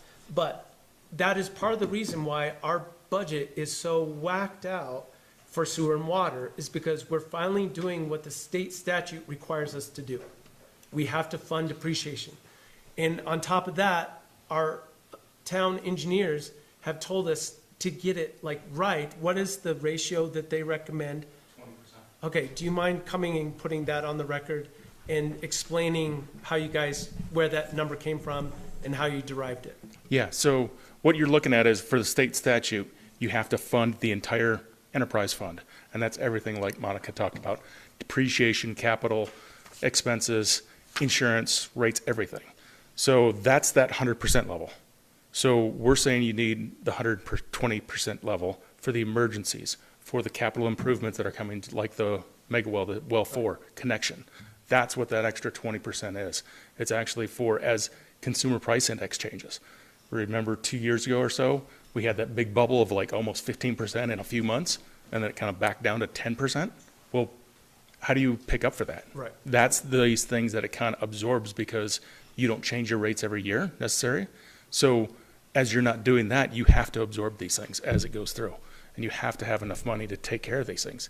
And if you don't provide, if you're not up to these statutes, the state's going to look at you and say, we're not going to give you a loan. So the Or a connection. grant for- Or a grant. Yeah. So just that one that we got recommended for, that Craig went to in Casper. They could be saying that you're not doing things correctly, we're not going to give it to you. We're not going to even let you look at it. So there's a lot of free money out there. So that, in these changes, we're suggesting don't even get us to level set. The extra 20% is what our engineer is recommending. We can't get there unless we make some massive change, which we're not going to do. So anyways, I wanted to make sure we had that. on the record. I do believe, though, that so on the third reading as well, I'm going to come to you with a series of resolutions about how we're going to change the way these buckets of money get allocated. So I do believe, Mayor Green, that 20% is capacity fees, but that's in a separate bucket. Do you know what I mean? It's no longer going to be in the same account, the actual physical account, and be able to pay the bills like the power bill anymore. So I think I feel confident. I do feel confident in these numbers. Okay. Like that, I feel confident that this is where we need to be. Okay. For now. Thank you. That's Yes. how we got here. And you guys Yeah. have put in a tremendous amount of work. Thank you to the consultants that we paid a lot of money Yes. for. that- And even the ones that did it, but for grant, I mean, we had, the one consultant did it all, it was all paid for by grant money, but Yep. he did 2 studies for us. Yep. So, yes. Okay. Any other questions or comments on this specific ordinance? Mr. Mayor? Yes.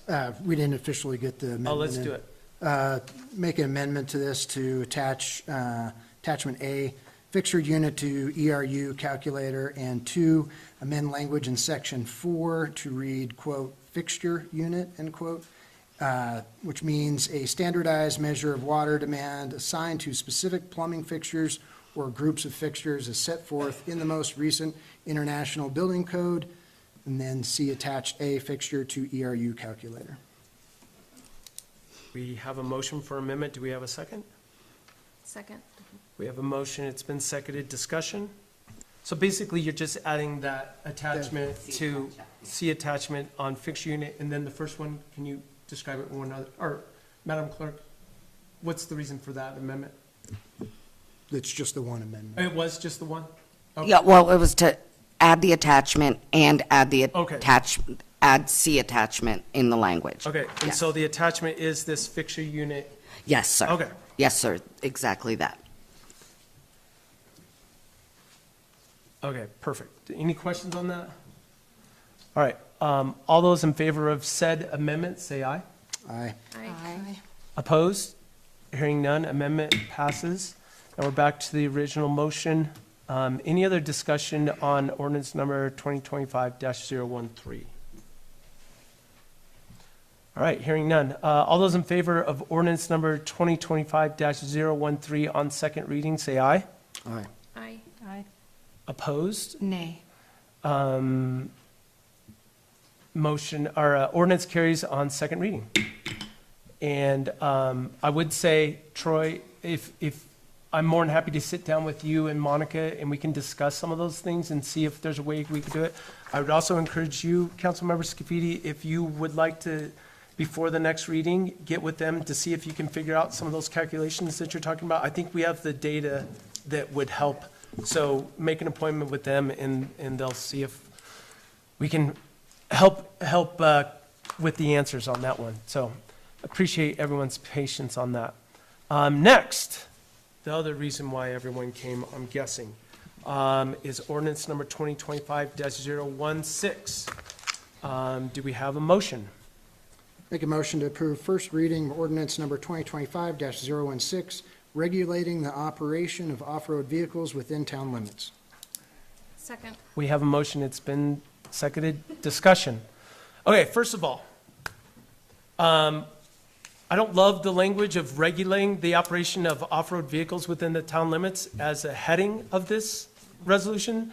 Excuse me, this is an ordinance, so it has to have 3 readings, but that's basically what we came up with. Let me give you some of the background. As many of you know, the snowmobile in the area, when they redid the highway, we ended up losing our access to McCoy Creek. And they actually used to groom it coming out of Caribou Targhee. They come from Idaho someplace, come all the way into town, gas up here with their groomer, and then go back out. And when they took that access away, that groomer was no longer able to do it. So what they do is they still groom to the parking lot, refuel there, change drivers, send them back. In an effort, we've been working on this for 3 years to try to get that trail back in place. And it's been very difficult to get it to where it is right now. And the reason being is that it's in the YDOT right-of-way. And so we looked at going through the bird sanctuary. I can remember, we've had so many meetings on this. Just trying to find a path. They were going to build an ice bridge or a snow bridge to get over there, and that got shot down. The goal is for people in Alpine not to have to cross the highway several times to get to McCoy Creek.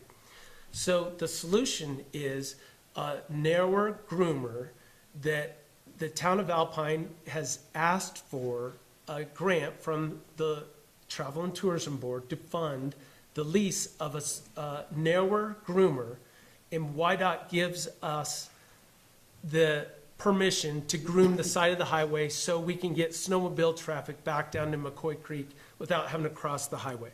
So that's the impetus for this whole thing. When we started those discussions with the state trails people, they said, that's a great idea. We'll actually give you grant funding to pay for the operation of that groomer. So they'll pay for fuel and people to do the actual grooming. So they'll pay hourly for someone to do that, and they'll pay for the fuel. So it's kind of a win-win-win. So, but they said if you do that, you have to have an ordinance in place that designates a route through town to get from basically anywhere on this side of town to up the Grays. And so we're like, good, we'll put this together. So that is the impetus for this. I'm here to tell you, we don't want to dictate who's doing what on public roads. We don't want to say you have to be on this specific route. We're not here to tell you any of that. We just have to put an ordinance in place that says this is our designated ORV route through town, And whether you guys use it or not, it, to me, doesn't matter.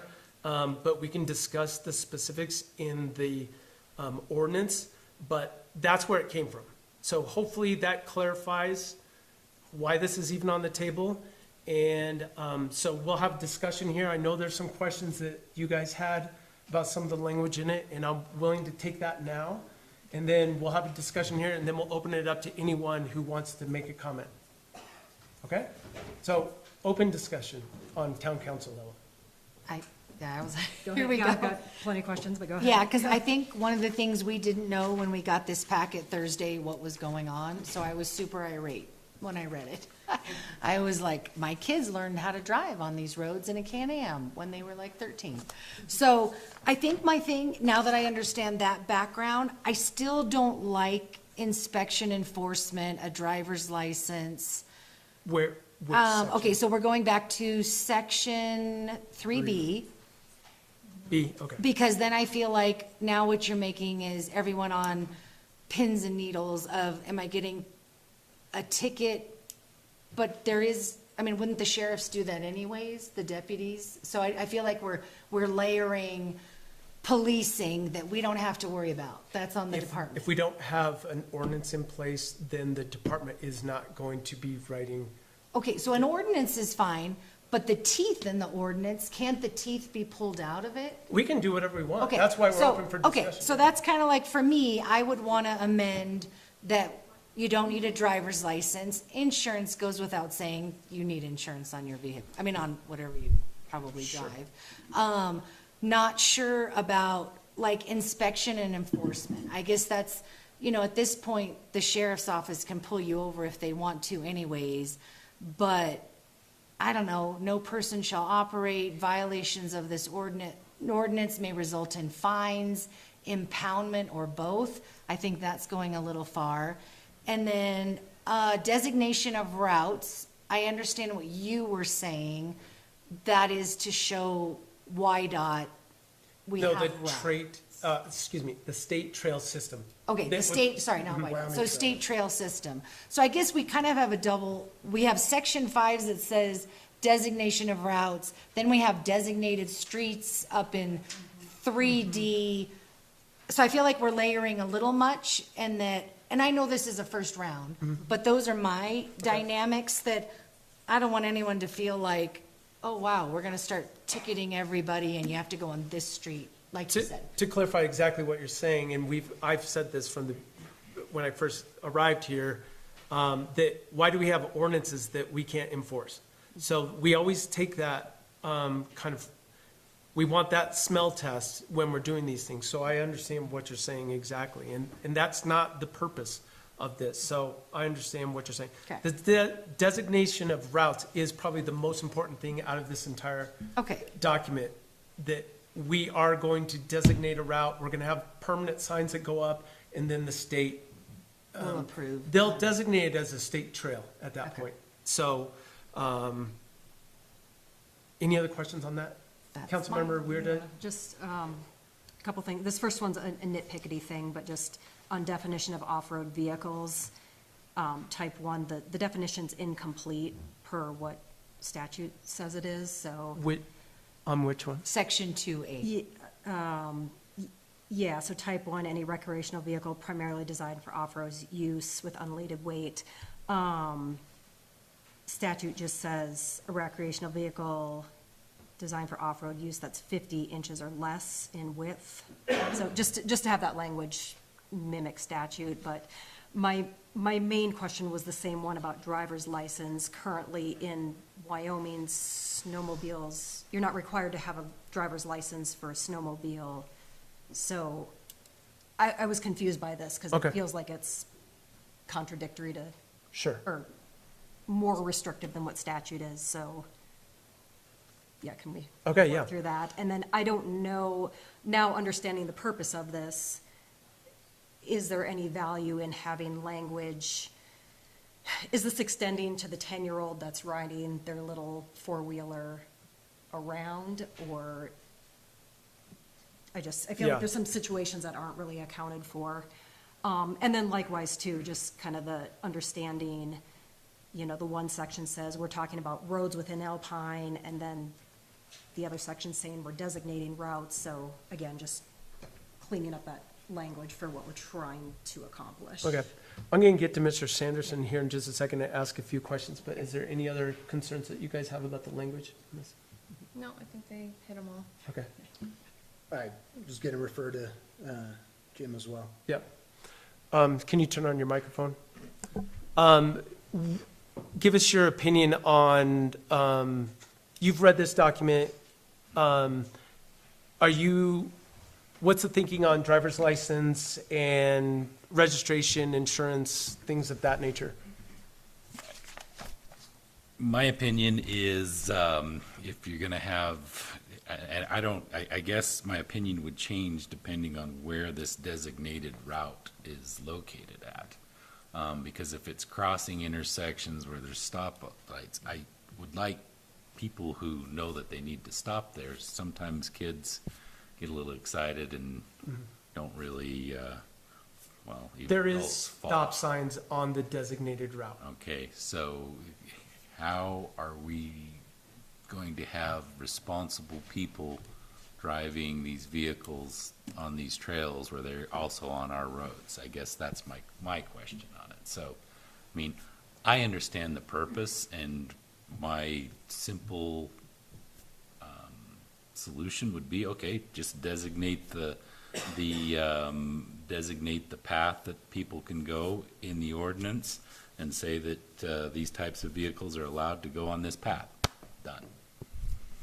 So So simple. take Right. all the other Take a stuff lot of the out. other Yep. meat out of it. Yeah. And so with that suggestion,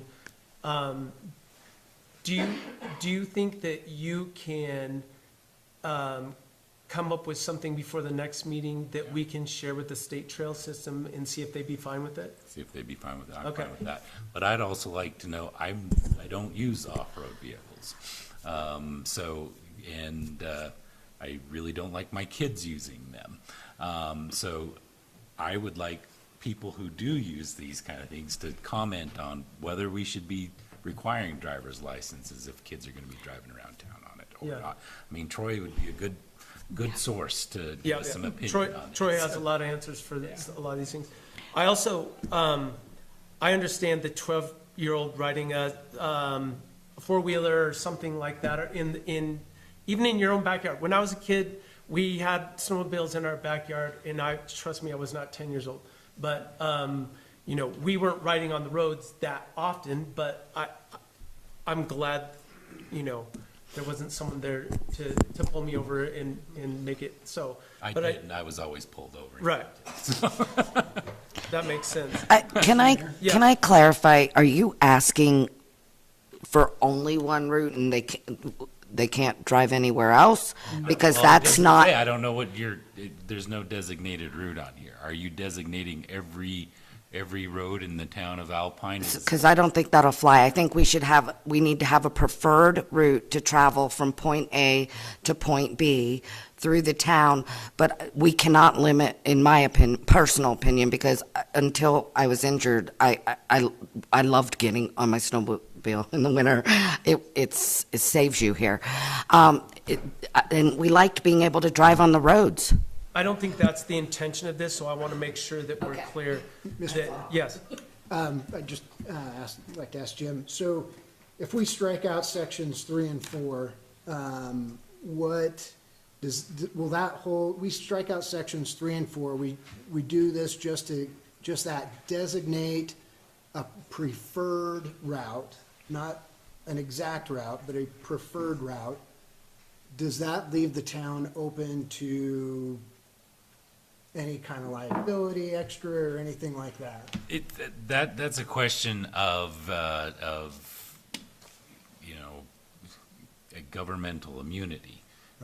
You're not held liable for making laws. You're held liable for conduct that's clearly, and for lack of a better word, stupid. So there may be a question if we're allowing little kids to run around on the road, but these are things that we need to think about. What is Alpine's culture, right? And do we want to curtail that culture? I believe that people have a right to have a say in how they are policed. So, and this is why I'm saying, if you've got an opinion on this, please say something.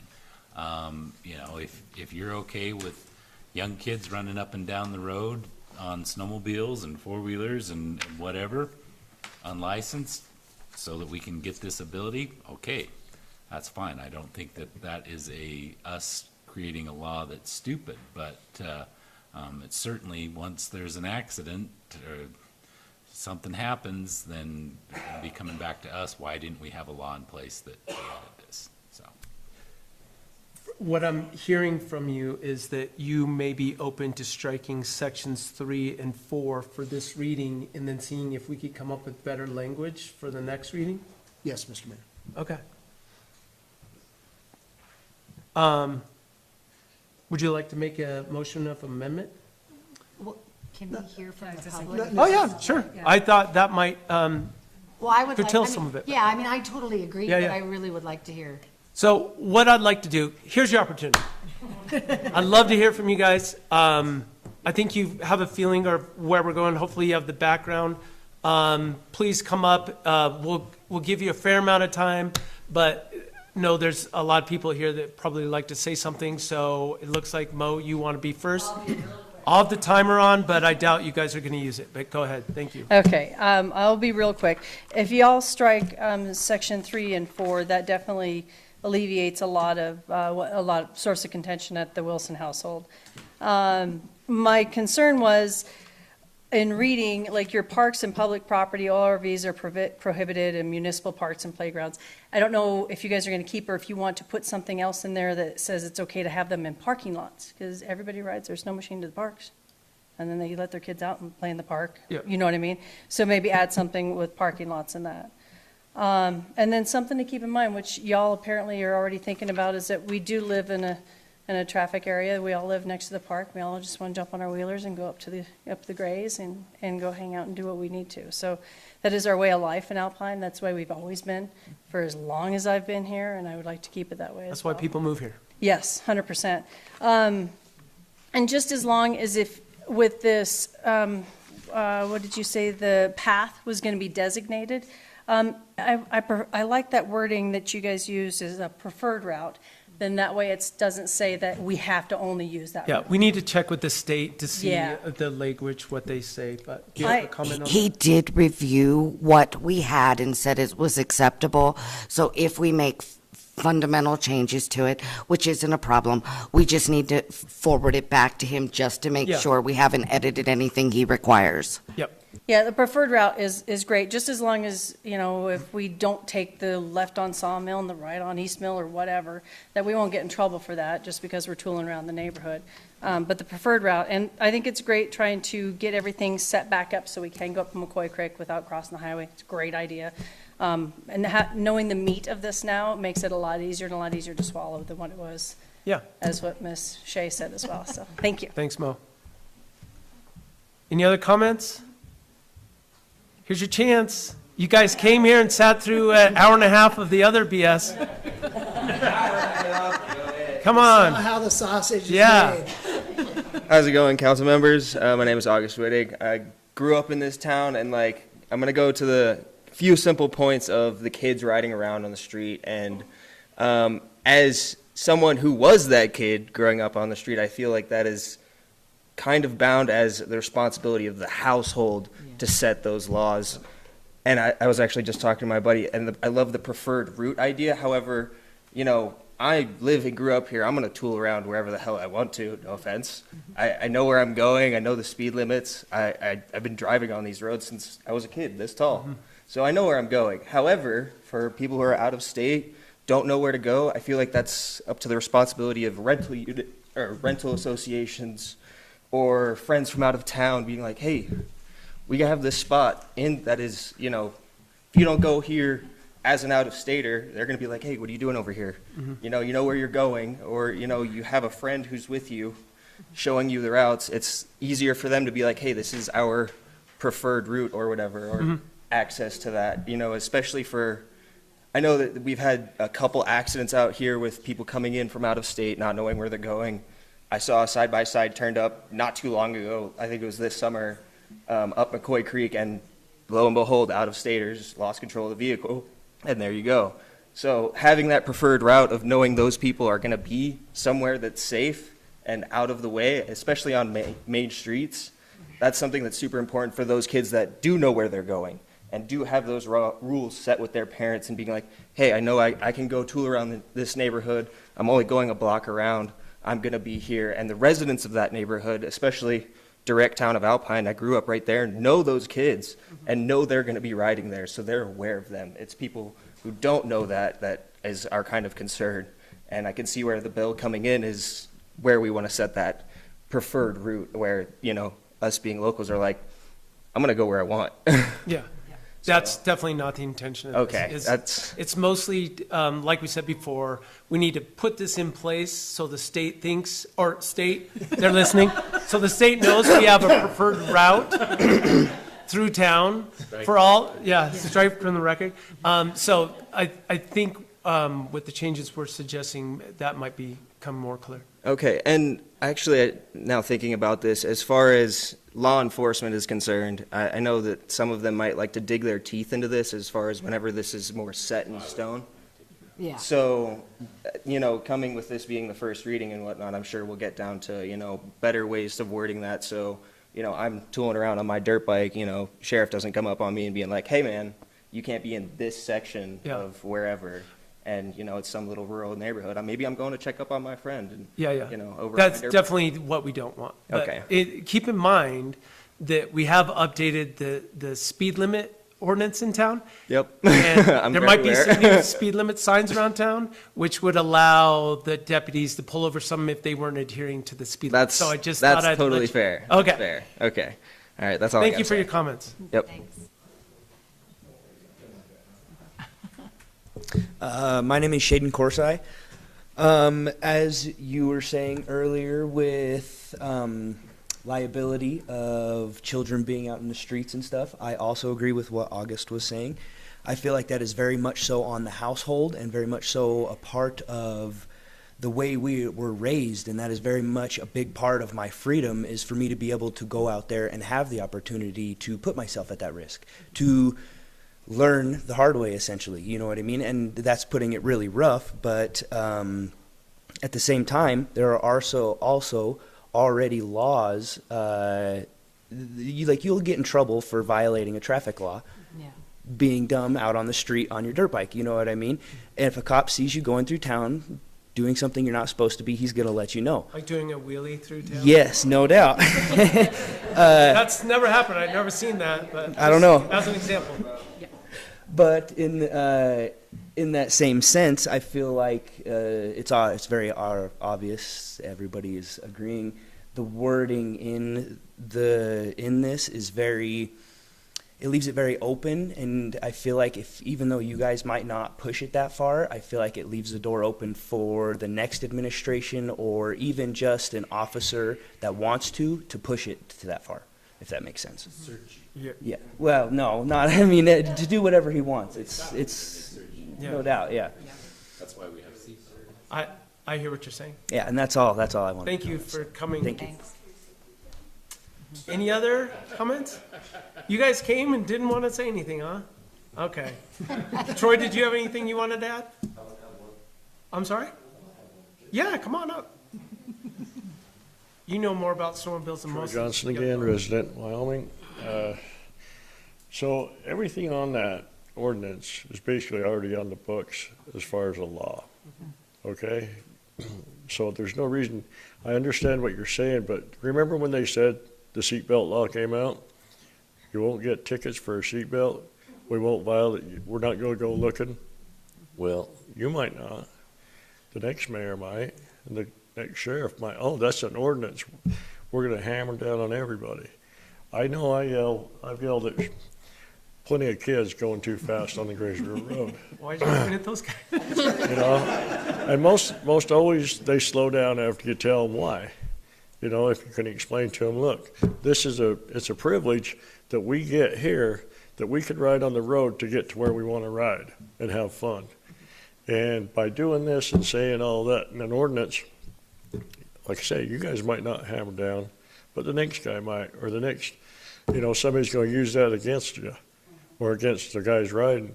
But if you get pulled over because you're speeding, you're going to get a ticket, no doubt, because you've got no license, you've got no insurance, you've got none of that on a dirt bike. So I don't know why all that has to be in there. Designate your routes, and say this is our recommended ORV or our route. And I think more likely it's the snowmobiles for the routes, not the ORVs. Yeah. And also the other thing is all your ORVs, they weigh over 1,100 pounds. So, I mean, that is way off. Yep, we need to clarify that for sure. But I do understand your thoughts on the ordinance, but that's my thoughts is seatbelt laws. Now, if you don't have a seatbelt on, you get a ticket. It just was taken all the way that far, 2-3 years after they made that.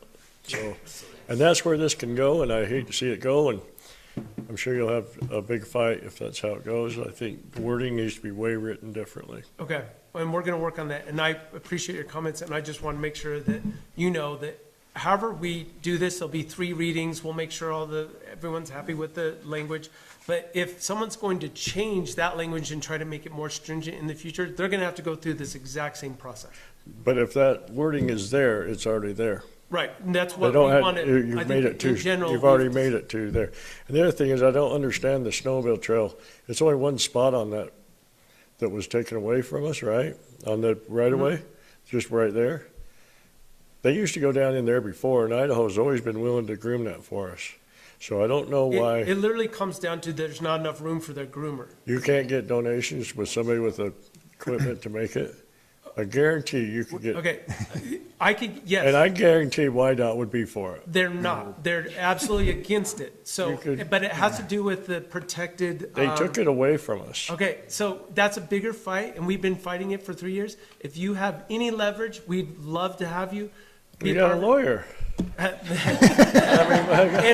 Sue Troy, 'em. and Troy, I want you to remember that we invited you to that first meeting, and we had the state trails people here and everything, and we were trying to come up with a solution on what to do. And literally, we've been working on it for 3 The years now. solution is YDOT needs to give you a place to go right there. Okay. And I don't agree with going along the road the whole way. It's not the safest. It's only that one spot, Yeah. correct? Yeah, it's Where only that one The narrow spot. But if we start grooming, we're likely to push people where they can. So if we groom it, snowmobilers, for the most part, are going to use our groom trail to come into the town of Alpine. But yes, knowing you could go anywhere you want, we're just trying to give them this preferred route. Correct. But, so, yeah, my point, anyway. The federal government is the one that's not allowing us to touch a piece of gravel over there to go into the bird sanctuary. We did before. We can't. We it's went on not the town of outside of the Alpine fence property. before It's, with the groom. right, but we This- were allowed to do that. That's when the highway was much narrower and off to the side. So when they redid the highway, they cut into that. And basically, the National Forest is the one that kind of handles the bird sanctuary lot. But it's okay, as soon as you get past it, you can be out in all the BLM you want. I don't understand To that. clarify, you can go wherever you want over there. It's all public land. Right. But for us to groom it and put this trail in, we have to go next to the highway. That's the only location that we can. Just in that one spot. Yes. There you go. Give him a job. He's got plenty. We give him lots. But if we could wave our magic wand and make that happen. Yeah. Okay. So thank you. Any other comments? All right. We'll try to get down to the rest of our business here. What's your opinion? Do we want to make an amendment to this? I don't think we need to make an amendment just for second reading. We want to strike 3 and 4 and then have Jim write up a little something fun.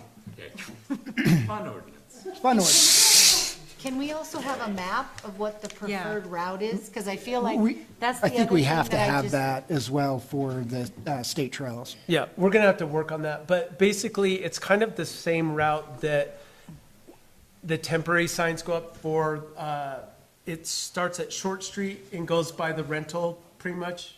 And then it ends up on Trail Drive and goes over to Grays River Road and then up to Up to the grade. Grays, yeah. Okay, but I'm talking to Oh, McCoy. yeah, I'm at. Are you So- just saying just what we Okay, always do just on the so, side? just so we're clear, the preferred route is only through town. Oh, It has, we Nothing don't have to to do. designate Kind of a anything like, out there. they want this to give that. okay. So, We're not going to designate anything going out there. And we It's can't. only through town. So we can't even put anything on this side all along? No, we can, and we're gonna groom Oh, out okay. there, but we wanna make it safer for everybody. Yeah. One other thing? Come on, Troy. So I don't know if everybody's aware, but I pretty much did the trail up the Grays River Road with a skid steer, tire, and a bucket. I don't know, the preferred route in town I can agree with. I think you're getting into a big can of worms by getting a groomer. It's a big responsibility, and I don't know if you're gonna hire another employee to run it. I mean, who's gonna insure that employee, if that's the case? And have you looked at all that? If they break a groomer, they cost a little bit of money to fix. I will say, and Councilman Larson can speak to this, but this is like a pilot test program. So we're getting the For lease. $40,000? Yes, $40,000 to lease a piece of equipment for this year. Where'd you get the 40,000? It's through tourism dollars. Tourism dollars are paying for the $40,000 lease. I'm just, yeah, okay. So, and they're the people that should pay for it. So I'm glad that we But, have that. so who's gonna run it? So the Trails and Pathways is more likely going to find volunteers to do it. And Volunteers. Do you know what they do to equipment? Anyway, all right. like I said, hopefully it goes well, but that's our plan. So just so I'm clear, we're not making any amendments to this. We're gonna just make the changes on second reading. Yeah. Just so everyone knows. That's why we're not making the changes now. Okay, sounds good. Since there's no further discussion, all those in favor of ordinance number 2025-016, regulating the operation of off-road vehicles within town limits on first reading, say aye. Aye. Aye. Opposed? Hearing none. Ordinance passed on first reading. I also want to look at changing the name. We need to lighten that a little bit as well. Just a preferred pathway. Second Amendment Yeah. says a well-regulated militia.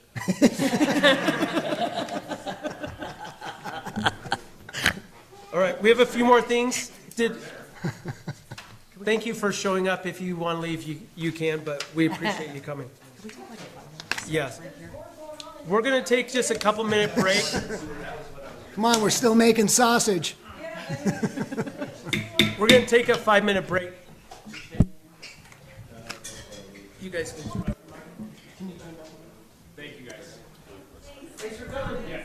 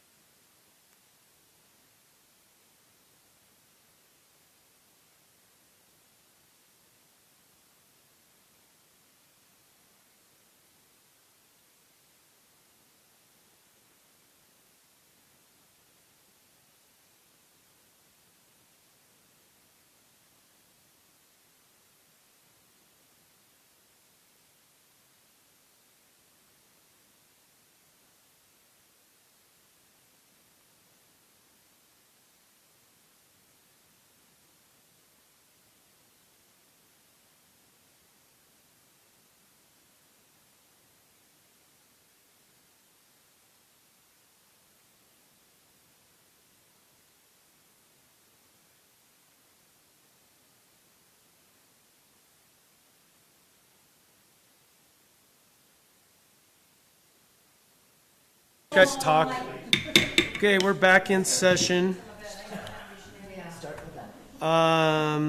Next order of business here is the expenditure of funds for the concert on the semi-quincentennial celebration. Do we have a motion? Motion to approve resolution number 2025-049, authorizing the expenditure of funds for a concert deposit for the town of Alpine's 250th celebration. Do we have a second? Second. Thank you. We have a motion. It's been seconded. Any discussion? What are the dates on that? So the dates of the concert is July 4th, but we have events that basically start on Thursday night, which is the 2nd, which is, let's see, we're going to have music in the mountains, or there's going to be farmer's market, and then we'll have music that night, and then the next day is the car show, and then we have a gala, which is totally outside of any of this, and then on Saturday, we have a bunch of events. The concert will start after the parade, and then we'll have fireworks after that. So I had a few questions. Yes. Is the concert on the ball field? Yes. So then are the fireworks moved to the tavern? No. Because So, how would we have a concert and the fireworks in the same vicinity? thank you. Thank you for asking those questions. So, And where's everyone parking?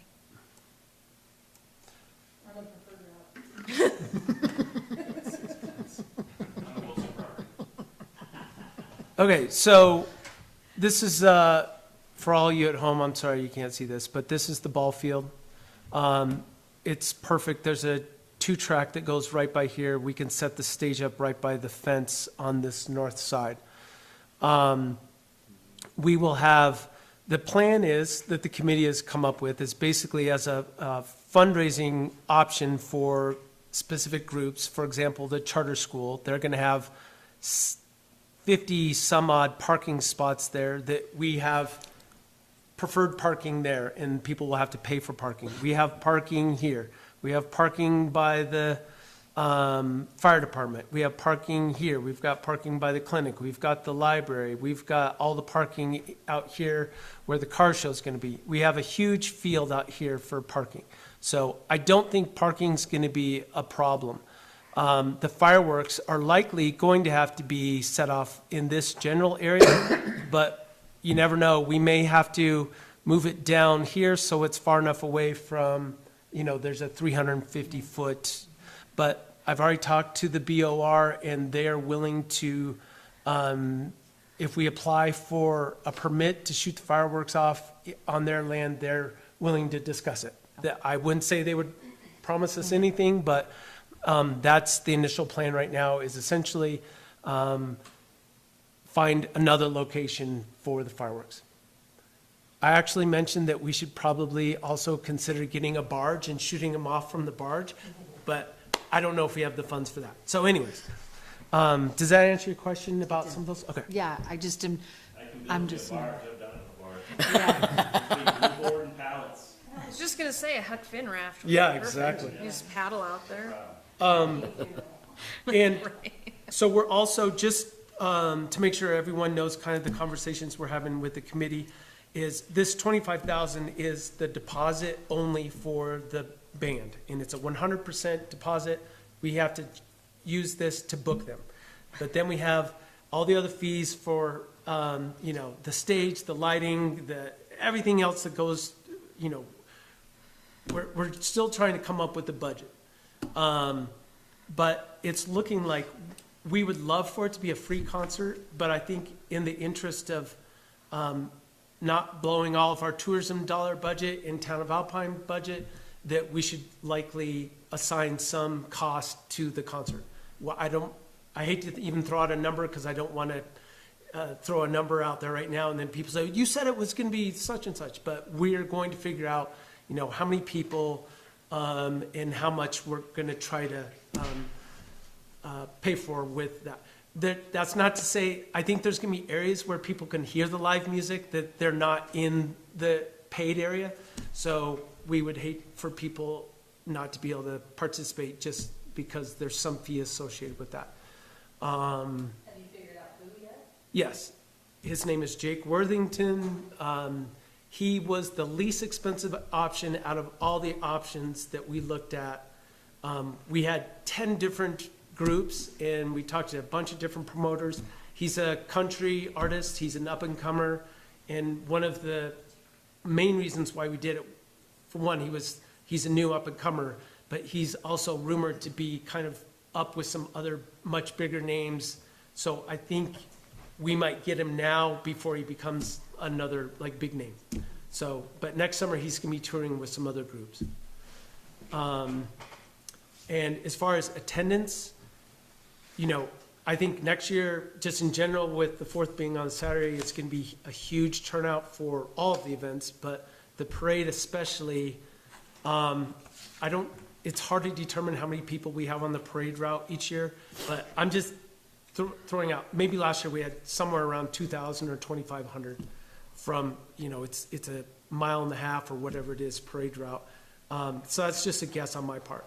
But I would think next year with all the things that we're trying to bring people in for, that we could double that amount. So let's just say, for rough numbers, 5,000 people at the parade, and then they have an opportunity to come to this concert.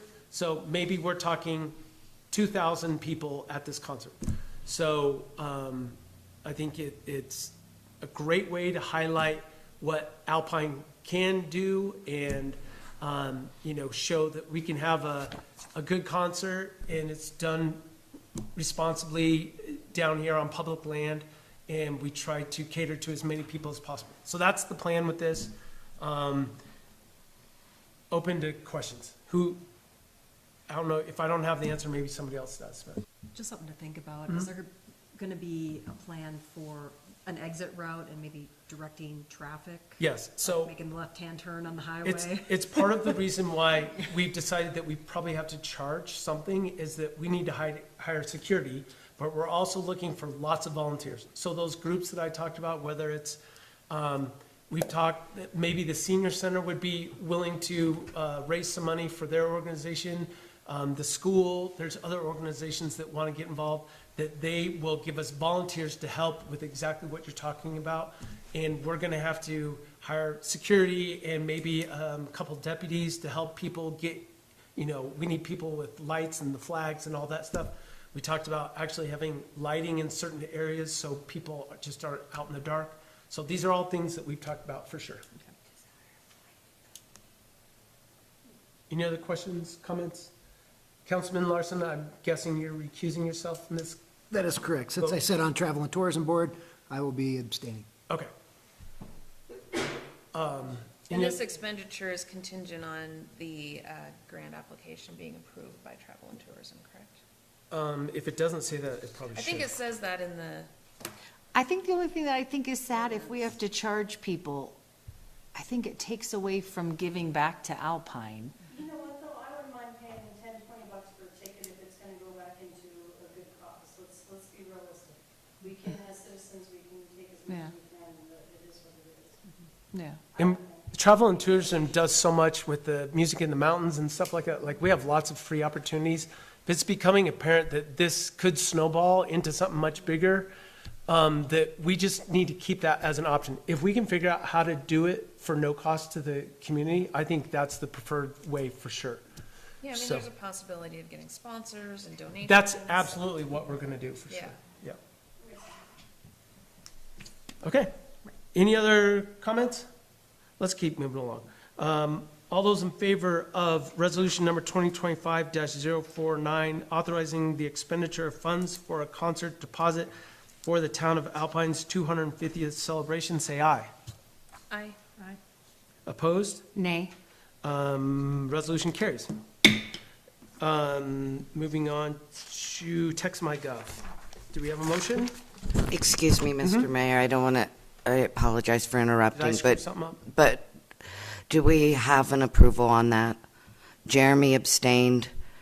The mayor didn't vote. We have 5 members present. Yeah, he has to vote. She said no. Shay said no, and these two said yes. So, right? We Am I have a right? similar situation. Yes, that we as did. last meeting. I just want to But- avoid that. You just need to cast a vote. Okay, Yes. that's fine. I'm happy to have another vote. I'm sorry? Call for the vote again. Do I do that, or does somebody else? Somebody else can put it back on the table. Can you Call for just the vote. put it on the table one more time? And call for Motion another. to approve resolution.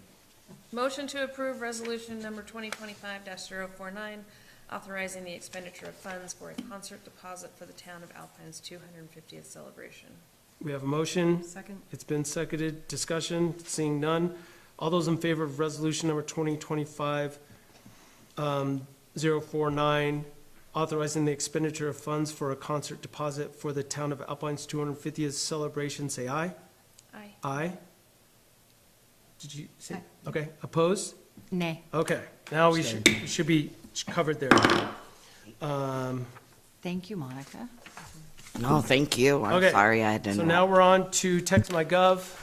Motion to approve the updated TextMyGov agreement, establishing a new 3-year term and updating an annual messaging allotment of 150,000 text messages per year at a total annual cost of $2,600, and authorize Mayor Green to sign. Second. We have a motion, it's been seconded, discussion. So this is on our plate because basically we ran out of text. So we have this great system that I think most people enjoy, and it's doing a good job. It could actually be more, and so we're trying to figure out, other ways that we can improve upon it. But basically, when we signed up, we got 25,000 texts, and they gave us a free another 50,000, so we've gone through 75,000 texts. And they have essentially given us some free text, if I'm not mistaken, just to kind of get us over. But we've already signed a 3-year agreement. If we're changing it, we're signing essentially another 3-year agreement, just like it would be for the cell phone company or something like that. So that's why this is coming up. Any questions?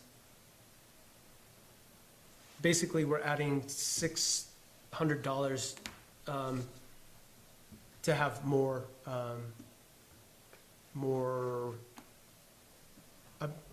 people, to reach more people more times. Okay? Questions, comments? Mr. All right. Mayor, Yes. just for those folks out there, all you gotta do is sign up, and you'll get the notices. Yeah, go to our website, and it's real prominent on the Town of Alpine website, and you'll get all these great things. I'm sure we have tens of people still watching, so. 10. Do we? 10 of people still. All right, all those in favor of said motion, this is just a motion, updating the TextMyGov agreement, say aye. Aye. Aye. Opposed? Hearing none, motion carries. Okay, equipment lease on the Snowcat groomer. Motion to approve the equipment lease for the SR3X Snowcat groomer and authorize Mayor Green to sign. We have a motion, do we have a second? Second? We have a motion, it's been seconded, discussion. I think we've already talked about the lease, like, in general. But I think I just got I'm trying to figure this out. Mm-hmm. This can't be used for the cross-country over by the rugby field? Maybe you could Sure. clarify that. Because I So, thought that's what I'll do Andrea. some updates. So for this lease, this will be on behalf of the town of Alpine.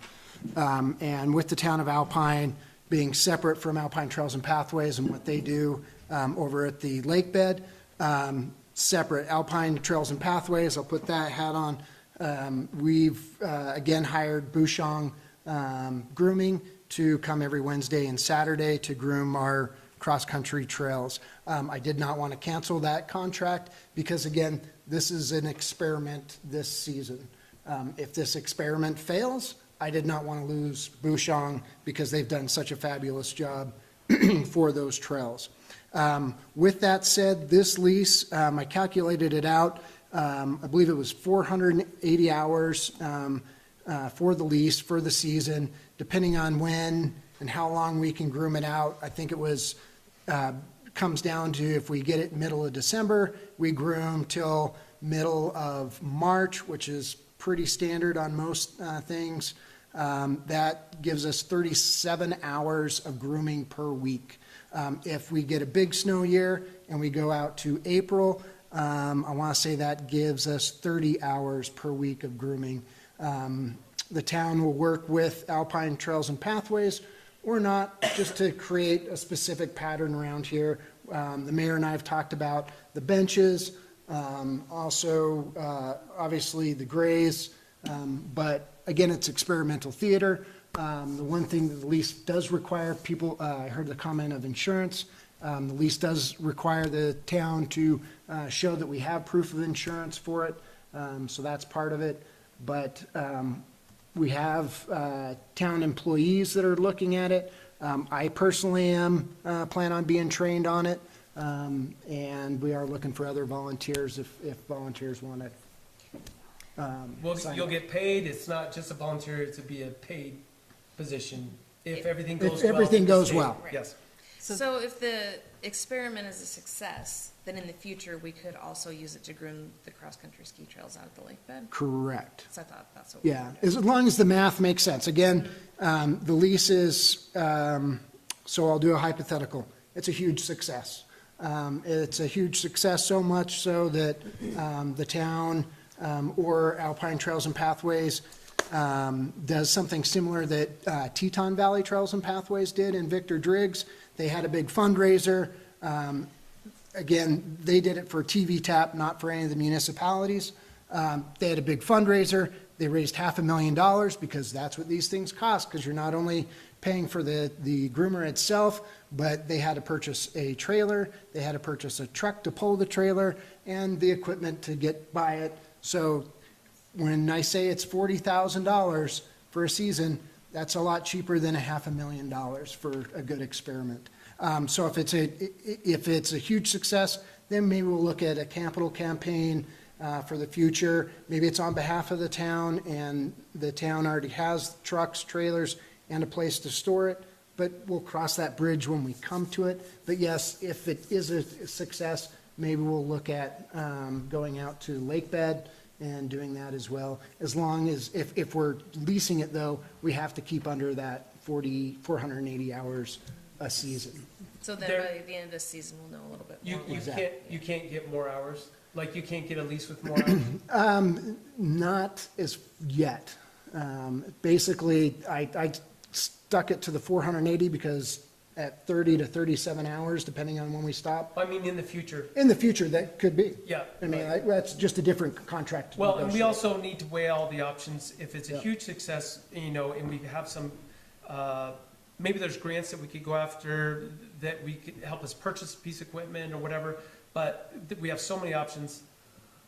Essentially, this is just a test. Yep. And it's kind of filling in this need that we've had going down McCoy Creek, but we're also going to benefit from being able to direct people through all these other areas. And anyways, thank Would you. any of the rental companies pitch in on this as it's benefiting their business? Or have they been approached? 'Cause I have not 40,000 solicited is a anybody. lot. Okay. Yeah, I don't know that, it's a big number, but Yeah. I don't know how it relates to everything else. So, rental companies, things like that, we haven't gone to them, but, maybe there's some sort of sponsorship opportunity that we don't know about. But, in general, hopefully we've answered your questions on this, please. Madam Clerk, I think you answered my question. I don't know where I saw it. This was already in the budget from the last budget session, or this is an additional expense? This has been budgeted. Travel and Tourism has already approved this grant for 40,000. Last fall. Last fall. Okay. It was actually Last for 41,000, maybe 41,000, because we thought, we got to throw in some signage. Yeah. So yes. It's been budgeted. And it was budgeted in the town of Alpine budget as well. Okay, great. All right. Any other questions, comments? All those in favor of the motion to approve the equipment lease. Hold on one second. So you're recusing yourself? Okay. Abstaining. You'll abstain. All those in favor of the motion to approve the equipment lease for the SR3X Snowcat Groomer and authorize Mayor Green to sign, say aye. Aye. Aye. Opposed? I'm going to abstain. Okay, so motion passes. No, again, I think you have to have a vote. You did vote. Oh, you did say, apologize. Yep. Sorry. I'll yell it out next time. I'll make it very clear when I vote. Last but not least is the transfer funds. Can we get a motion on the table? Motion to approve resolution number 2025-048, authorizing the transfer of funds from the SSFA project expenses account to the fiscal year 2026 capital projects account. Second. We have a motion. It's been seconded. Discussion? Madam Clerk, can you just explain this real quick? That was for the snow blower. So, Oh, Craig, they have a broken snow blower that gets attached to the wheeled skid steer, correct? That is broken and must be replaced for this season. And in order to do so, the Safe Streets for All money was fully allocated, and we actually allocated that the town of Alpine would be paying $40,000 of our match this fiscal year. That's number one. That's not going to happen. No, excuse me, it was 60,000. But Sarah had submitted the grant, was successful in getting 100% of the matching funds paid. So that's why we're taking it out of those funds to be able to cover the cost of the blower. We're just moving it. yeah, we're just kind of changing Yep. where it's budgeted for. And this is all in an effort to be transparent, so everyone knows. So when we get to budget season and everyone's like, why did we move $12,000? So you can refer back to this. Yeah. Okay. Any other questions? The blower is $12,000. If you can find a cheaper blower for us, Mo, we would appreciate it, but. Contact Mayor Green. Yes, please. All right, any other questions? All right, all those in favor of resolution number 2025-048, say aye. Aye. Aye. Opposed? Hearing none, a resolution carries. Public comment? Did anyone stick around for public comment? I guess my only public oh, sorry, Justin. Yeah, well, Aye. go ahead, Go, Justin. Mr. Scott. Justin Scott, Alpine resident. This is in regards to the 250-year anniversary. I'm not going to... Semi-quincentennial. Nope. I think it's a great idea that you are doing this. I would just maybe have the council be mindful as to, you're mentioning maybe scarring a footprint to put where the fireworks are going to go. I'm sure you're going to have to bulldoze some sage in some areas to try and make that what the ice skating rink is. So I guess I would be mindful of going in there and being like, hey, we have 300 feet away from the ball field, and we're going to come in and we're going to doze all this sage and open land, what that footprint's going to look like after 4th of July. And also, if you mentioned people parking down on town land, just kind of maybe think about what that's going to look like when everybody leaves, and those of us who do hike down there might not be as appealing. I don't know if there is another option, but just please be aware of you may be desecrating some of that land, kind of like they did when they did the snow cross, and they bulldozed all the sage for the parking area.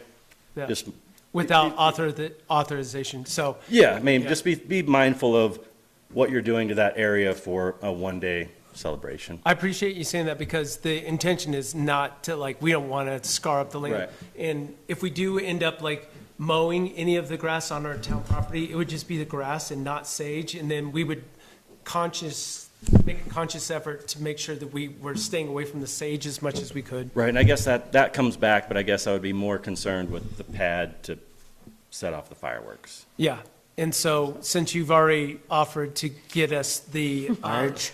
barge, I don't think you have the insurance for that. It might not be safe, Build All us a right, well- barge. but I guess you're rescinding your offer. I do rescind. I can just tell you how to do it. All right, thank you. Thanks, Justin. Go ahead. Oh, so my question was, you mentioned at the beginning of the meeting that you're going to start abstaining from every vote. I guess I want to kind of know the background. You were voted in to be mayor, and I feel like if you become a lame duck for a year of not voting, that's not representing the citizens. So I guess I was trying to understand where that was coming from. That was new to me. Yeah, so it's new to me too, but I just think it's in an effort to, perception on a lot of things is that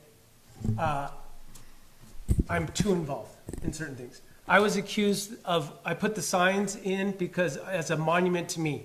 Well, that absolutely nothing farther from the truth. Those signs were started by the previous administration, and we just got them over the finish line. So if people have that perception, then basically I don't have a problem stepping back, and you know, my vote is I will definitely vote when we need to, but my intention is to only break ties, and that's a right that's given to me. And if I feel like I need to step in and make my voice heard, I have no problem doing that. But just in general, I'm going to try to step back from that, and we'll just try it out. Okay, because you do make the agenda, so I feel like that's, if you're making the agenda, you have a stance on the agenda. So that's my only gap in that dynamic. But I mean, I take the liberty of abstaining as well. I just think that precedent being set just makes me a little nervous. But I don't understand why, but maybe you can articulate better once you think about it some more. yeah, I didn't expect this tonight, so Yep. now I have something to chew on, All right. just to process. Thank you. Any other public comment? Pat's ready to go home, so we better go home. Motion to adjourn? Motion adjourned. Second. All those in favor? Aye. All right.